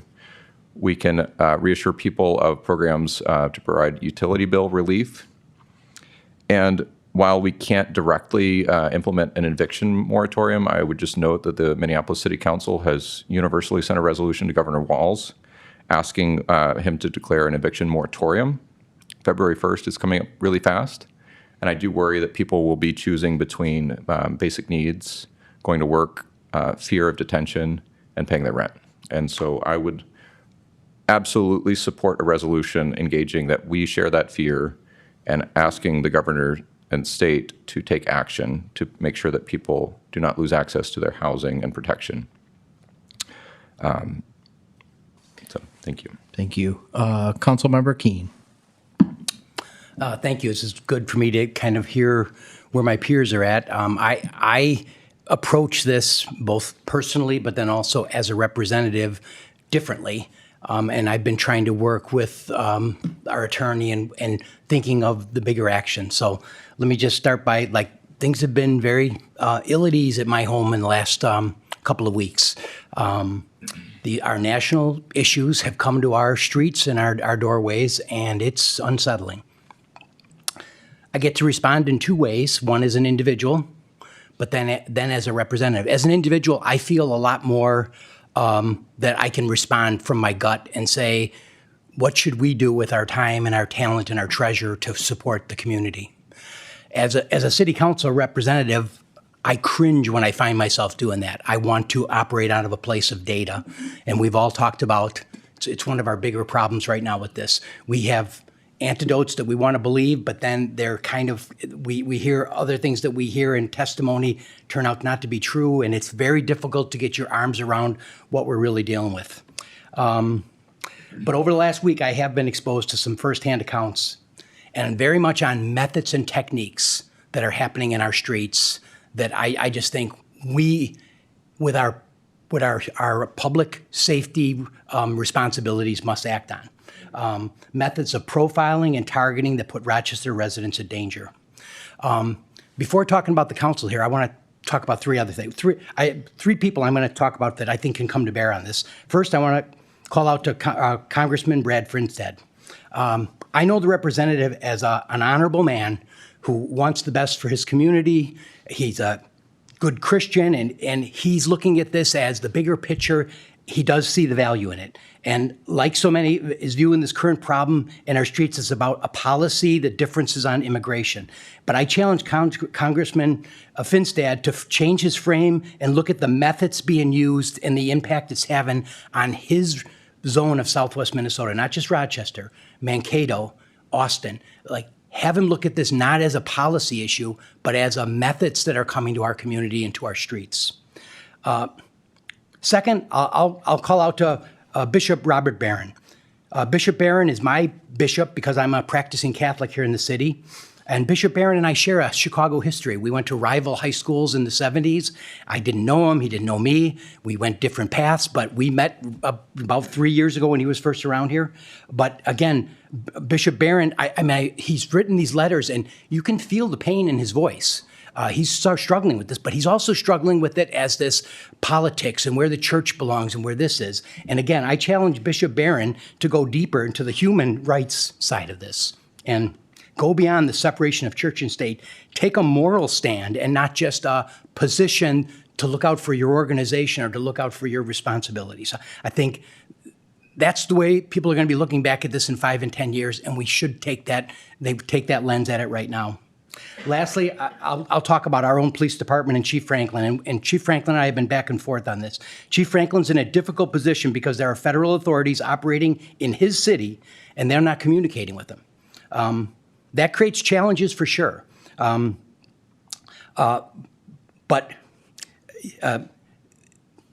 let me get my.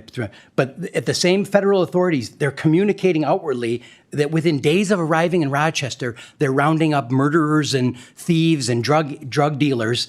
And I'm looking at this and going, how can this be true? We have our own police department here. We think they're competent. They think they're doing all this stuff. So I want to get to the facts here. And I'm challenging the police department to how can we get to the point that we know what's really happening in our streets? When there's no authority that reports objectively, we are left to operate from a gut. And as I say up front, I don't think we get good policy operating from the gut. I've come to believe that the best remedy for what's happening in our streets lies with the courts. Following the success both Illinois and California had, Minnesota is now suing the federal government. This is our state's attorney's office is leading the lawsuit, and some cities are signing on to it. I'm looking for ways through our legal department, through my peers, to say, what can we do in support of this? I think it's important that if there's a lawsuit that's from Minnesota, it doesn't look like it's from Minneapolis. It looks like it's from southern Minnesota. It looks like it's from other parts of the state. I think it makes it a more powerful statement.